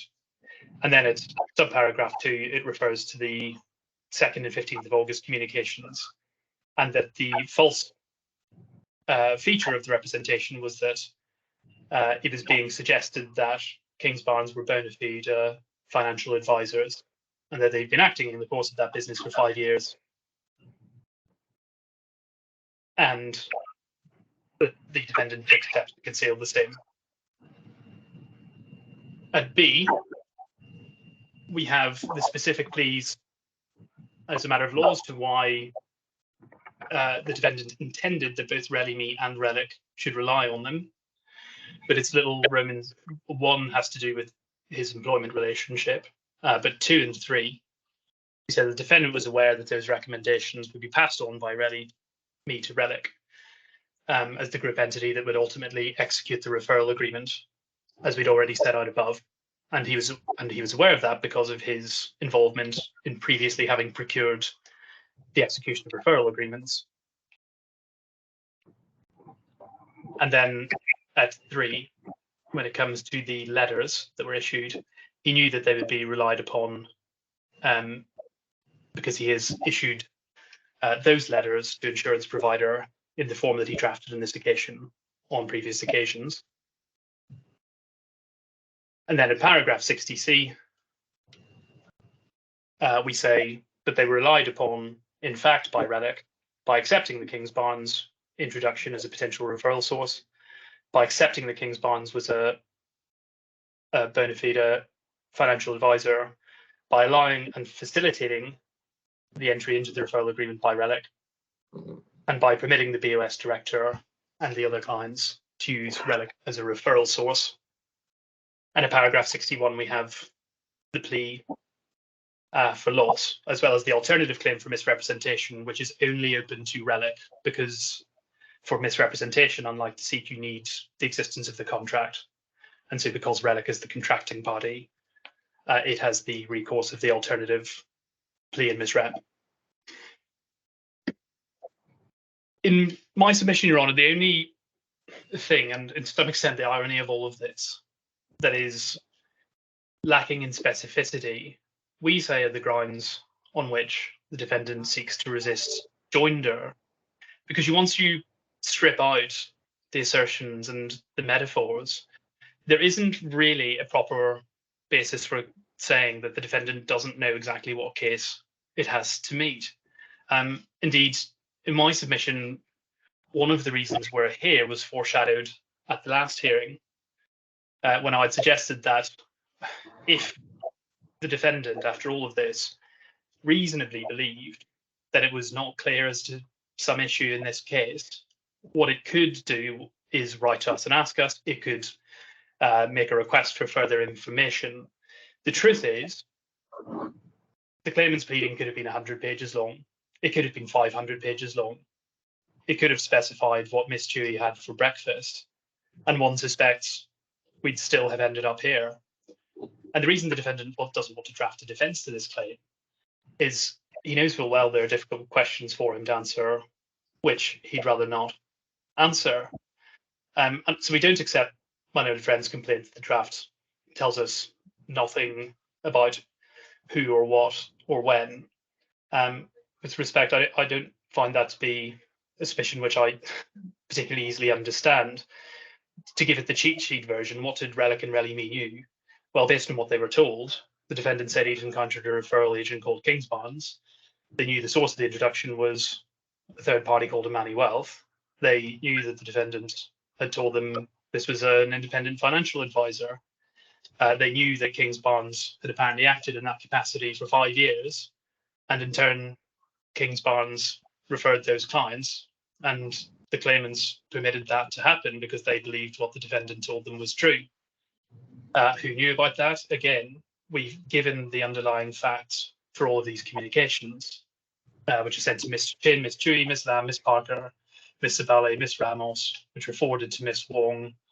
And in respect of the referral agreement, based on the introduction, we have specifically pleaded that Mr. Lowe signs it. Who relied upon it? Really me, by permitting and facilitating the execution of that agreement and the insurance and the issuance of those insurers' letters by the Cayman entity. And Relic itself relies on it by actually executing the referral agreement and sending those letters. Did the defendant intend that those entities should rely on it? Yes, he did, because he had been directly involved in drafting and executing those specific documents on numerous occasions in the past. And also, yes, because in this particular case, he is personally involved in getting the signatures of the Kingsbarns representatives on that agreement. Were the defendant's representations false? Yes, and we say demonstrably so, given the pleaded facts concerning the Amani introduction and the nature of Kingsbarns as an entity. And of course, all of that is going to be elaborated on in considerable detail in factual evidence, as is always the case in an assertion of fraud. But the claimant's submission is that this is a case which is adequately pleaded. The defendant has known since April what this case is, and it should get on and defend it. Your Honour, I'm happy to move on to the points about fiduciary duty, which I'm mindful of what you've already said about that. I can perhaps shortcut a few of the points and go straight to the legal issue. Now, I understand my learned friend's position now to be that the only circumstance as a matter of DIFC law which could give rise to a fiduciary relationship is employer or employee in this context. That may well be the defendant's case. If that is the case, I welcome what I now expect in due course to be the defendant's concession in his defence that he was a fiduciary of Relic Me. But that doesn't mean that he also needs to be an employee of Relic to be a fiduciary. The employee-employer relationship is, as Your Honour is aware, one of a myriad of different examples, both in common law and under the law of obligations, in which the relationship can arise. And I'm quite surprised, I have to say, by my learned friend's submission on this point, because it's not anywhere close to being an adequate summary of the law of obligations. The law of obligations, Your Honour, I know you don't have it in front of you. Well, can we look at it? Because my recollection is that it gives 3 or 4 examples, but I don't remember the wording of it exactly. Yes. Employer-employee is one. Yes. So I'm happy to read it, or if you wanted to look it up in the legal database, I've got it in front of me, but I don't think I have a bundle reference for it in this particular bundle.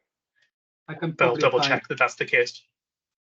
I can probably find Actually, I take that back. I do have it. If you go to tab bundle H tab 6, we do have it. Which paragraph is it? 158.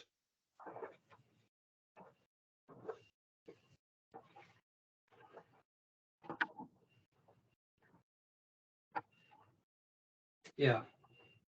So it says a person is the fiduciary of another if he's undertaken to act in a matter of circumstances which give rise to a relationship of trust and confidence.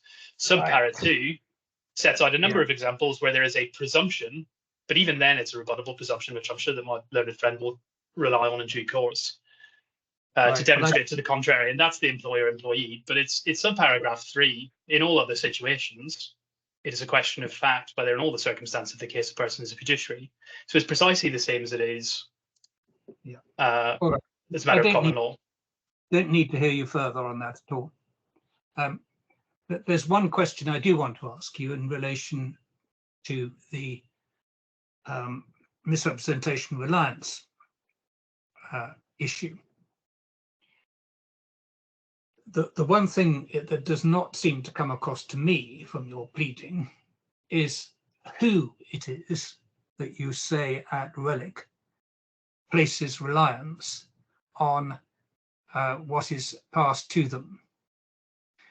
Now, of course, there's a signatory to the referral agreement, and there are letters that are then sent.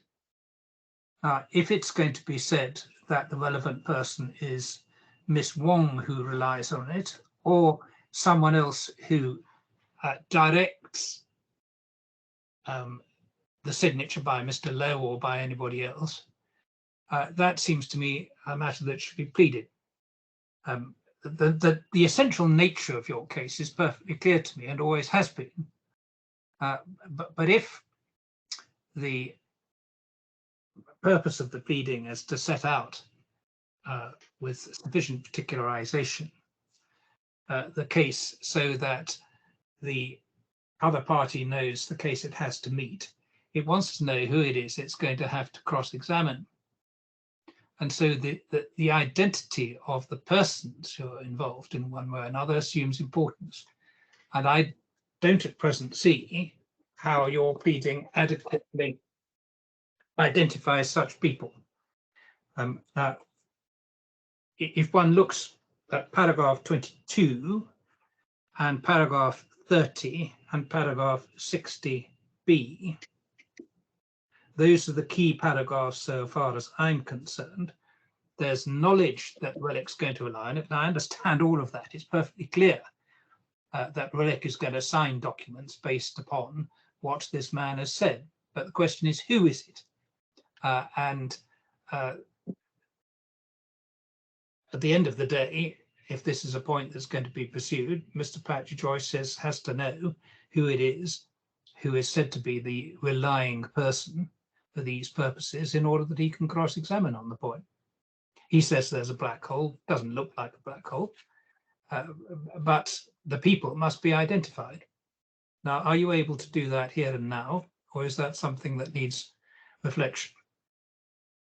Your Honour, the people that we are saying receive the representation on behalf of Relic are Ms. Wong, Ms. Chui, and Mr. Lowe. So that is the recipient of the Imani Wealth email, the person who is forwarded the letters that are executed, and it's Mr. Lowe, the signatory, who we've named. Now, I understand. I'm going to put this bluntly. Are these people ciphers who just do what they're told, or are they people who actually have decision making to make? I mean, someone must decide: are we going to sign this letter? Are we going to sign this referral agreement? That's the person who has to be identified.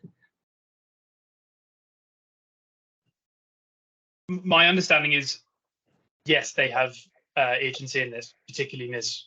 Wong does. So I understand that Ms. Wong is effectively operating at an administrative level in which she's interacting with Mr. Lowe and also Mr. Lee, who's another director of the group. The decision making and the authorized signatory, as you see in the referral agreement, is Mr. Lowe. Yeah, and I understand it's difficult in a sense that the misrepresentation is communicated to Ms. Wong and Ms. Chui, who are the recipients of those on behalf of Relic.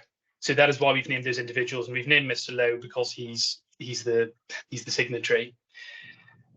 I understand what my learned friend may wish to rely upon in due course is to say somehow that these people don't have authority to receive these, or that they don't have authority to act. But if that is the case, in my submission, it's something that needs to be put in issue by the defendant, and one wouldn't normally expect a long chain of having to explain each and every individual who you refer to in a pleading by reference to what their authority is, where it derives from. I had understood that the issue of authority that's going to be relied upon by a defendant should be pleaded by the defendant. What we try to do is to name the individuals who eventually are going to give evidence in this matter. And my learned friend may have questions of who, what, where, but why, and so on. You know, who was this due diligence sent to? Those are, in my respectful submission, questions of evidence that do not, it's not saying you can plead them, but they're not necessary to go into a pleading. The fundamental point is, does this defendant know what's alleged, what it's alleged he says and who he said it to, and why it said that that was fraudulent? And we say that all of those questions are answered in reasonably considerable detail in this pleading, certainly more so than some cases that may come before this court.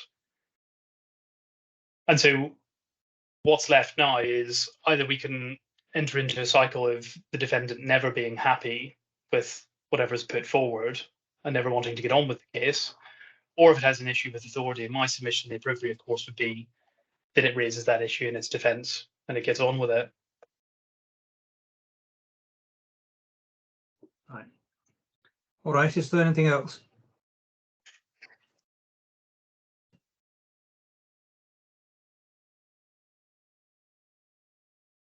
Bear with me, I'm just checking with my instructing solicitor, Mr. Carey, who's assisting me with this matter. Thank you.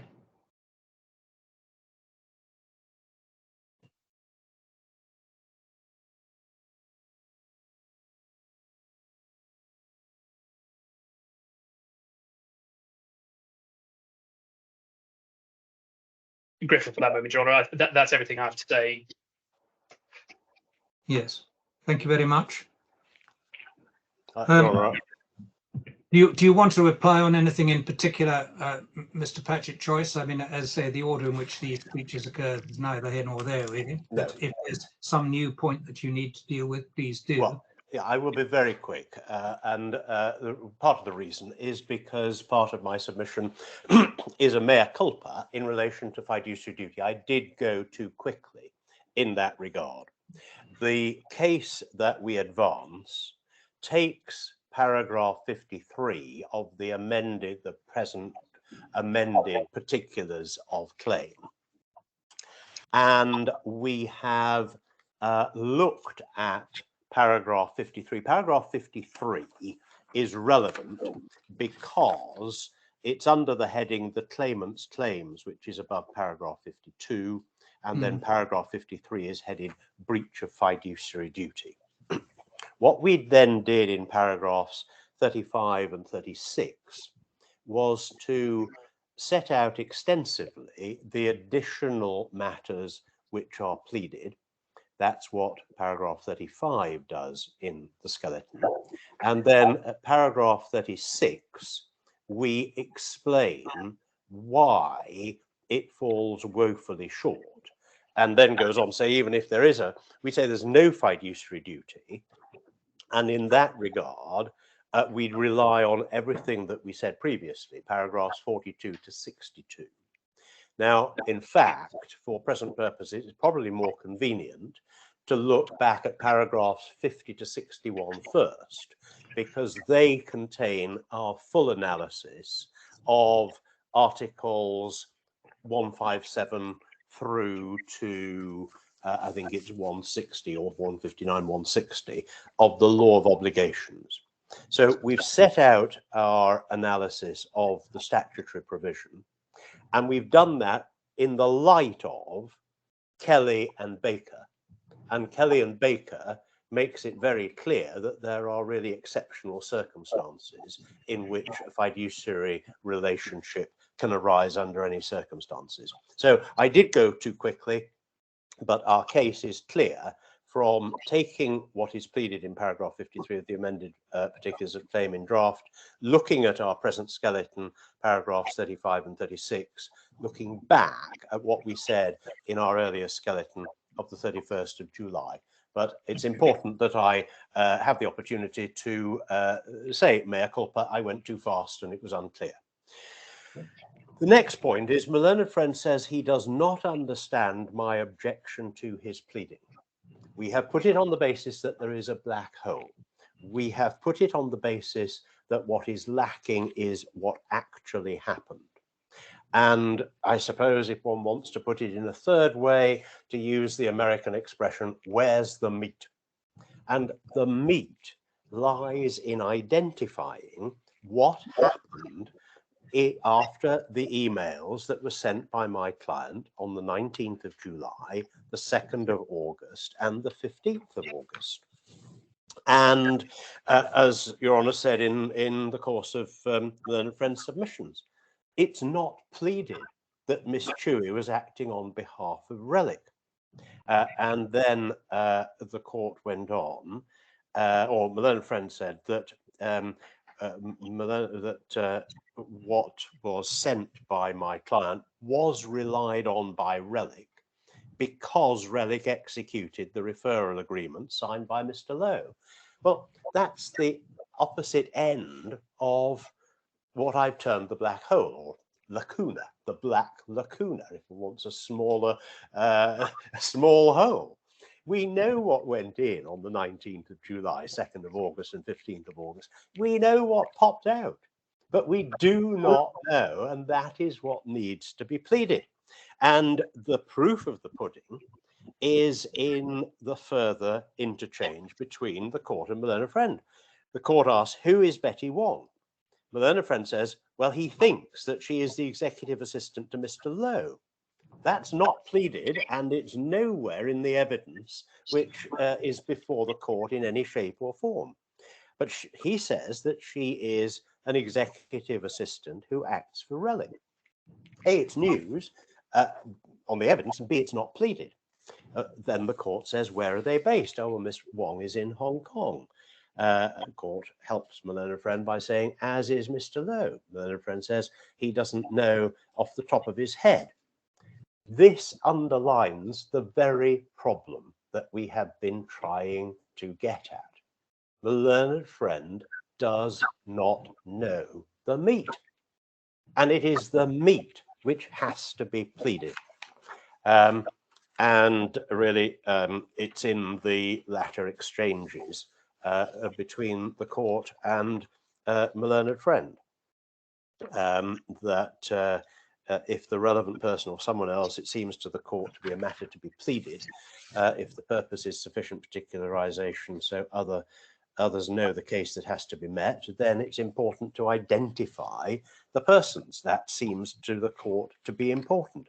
And with respect, it is important, because I need to have a properly pleaded case in order to plead a proper response. And perhaps ultimately we have got to a point where my learned friend does recognize that there is a real point at what we have been submitting for now a very long time. It is that there is a black hole or a black lacuna. It is that there is an absence of what's actually, a pleading of what's actually happened, and it is that there's an absence of an answer to the question, where's the meat? Those are my submissions, Your Honour. Thank you very much.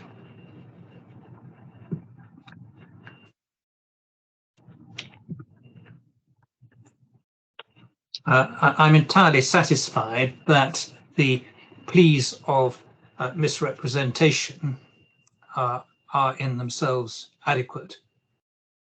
The issues which arise relate to the question of reliance and fiduciary duty. I'm entirely satisfied also that the pleas of fiduciary duty are sufficient, adequately pleaded, and clear. The nature of the relationship between the various entities in the R.E. Lee group, as pleaded, is sufficient to raise an arguable case as to trust and confidence and the knowledge of the defendant in the context of saying that a fiduciary relationship arises. There is only one area where I see a difficulty, and that relates to the identity of the individuals who are said to be acting for relic at any particular point in time. The focus is, as I indicated in discussion with counsel, on paragraphs 22, 30 and 60b, but primarily paragraph 30 and 60b. What is clearly pleaded is that the referral agreement and the letters that were sent in reliance upon the misrepresentations which were made and which arrived at various individuals who are named, such as Miss Chui and Miss Wong. What is not actually specifically said is that Miss Chui or Miss Wong either acted on behalf of Relic in sending the letters or in directing that the letters be sent, or were in some way the decision makers who were responsible for procuring that those letters be sent, or that Mr. Calvin Lowe sign the referral agreement.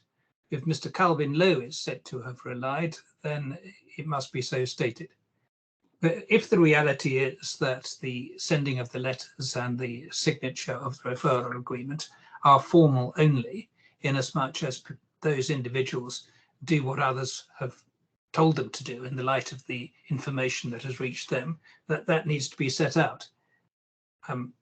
Whether one describes that as a black hole in Mr. Patrick Joyce's memorable phrase, or simply as a lacuna, it is one that does need to be filled. I think, in fact, a black hole probably can't be filled, but a lacuna can be. At all events, in my own mind, I'm perfectly satisfied that there is quite enough in this case, and in the pleading so far advanced, for me to take the view that joinder is entirely appropriate. But I say that on the basis that there must be further particularization of the individuals who are said to have either acted specifically for Relic in relation to the actions it took, or identification of the individuals whose decisions were imparted to Relic for them to take those actions as ciphers or as a matter of form. So for today's purposes, I give permission for joinder, but I require, within a time limit that I shall invite the parties to address me on, that there be particularization of the individuals concerned and their roles and functions in the manner I've already outlined. So far as jurisdictional questions are concerned, they must again wait another day. If Mr. Patrick Joyce wants to say that part of this case or the whole case should be sent off to Hong Kong on the grounds of forum convenience or something similar, then that's a point he must take, and take properly by way of application. I don't encourage that, particularly given the difficulty that he so obviously faces in relation to acceptance of jurisdiction by all that has happened so far in this case. Is there anything else I need to deal with expressly apart from the time limit point that I've raised, and no doubt the question of costs? Yes, I'm happy to address your time limits. Your Honour, if we could have, and I'll leave to my instructing solicitor to say if there's any reason this wouldn't work, but if we just set it to a week from today. 7 days, that seems to me appropriate. Yeah, very good. And on cost, we were making an application seeking on costs of this hearing for reasons which I'm happy to take you through. Well, let me hear what Mr. Patrick Joyce has to say about that. Well, we certainly resist any application of costs by the claimant.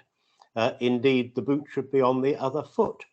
Because for I would have thought fairly obvious reasons, in that we are going to get yet a further pleading of the learner's friend's case, which has to be put in proper order before we can decide upon a next step.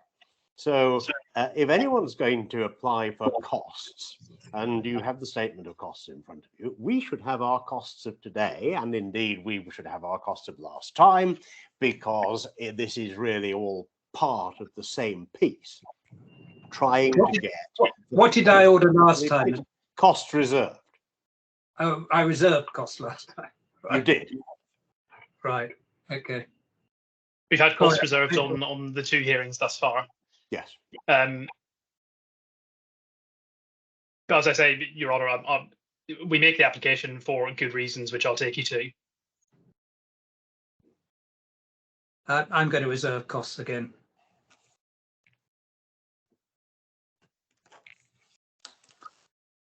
Right. In those circumstances, Mr. Doherty, can you draw up an order? You may, and I'm sure you've got a note of the way I put it in relation to what has to be particularised, but it'll all be on a transcript if you need to refer to it. And you probably only need the last 2 pages of the transcript to see that. In terms of the draft order, File and Service advised particulars of claim by 26th. Are we making provision there for the filing of the defence? And if so, I'm conscious this case has been trundling on for a while. There's not going to be that much advanced in the next week.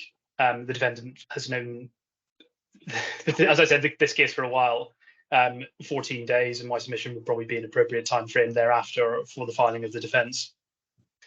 What would be the ordinary time limit? It depends whether they're filing an acknowledgement of service, I suppose, but it's we've sort of moved past that.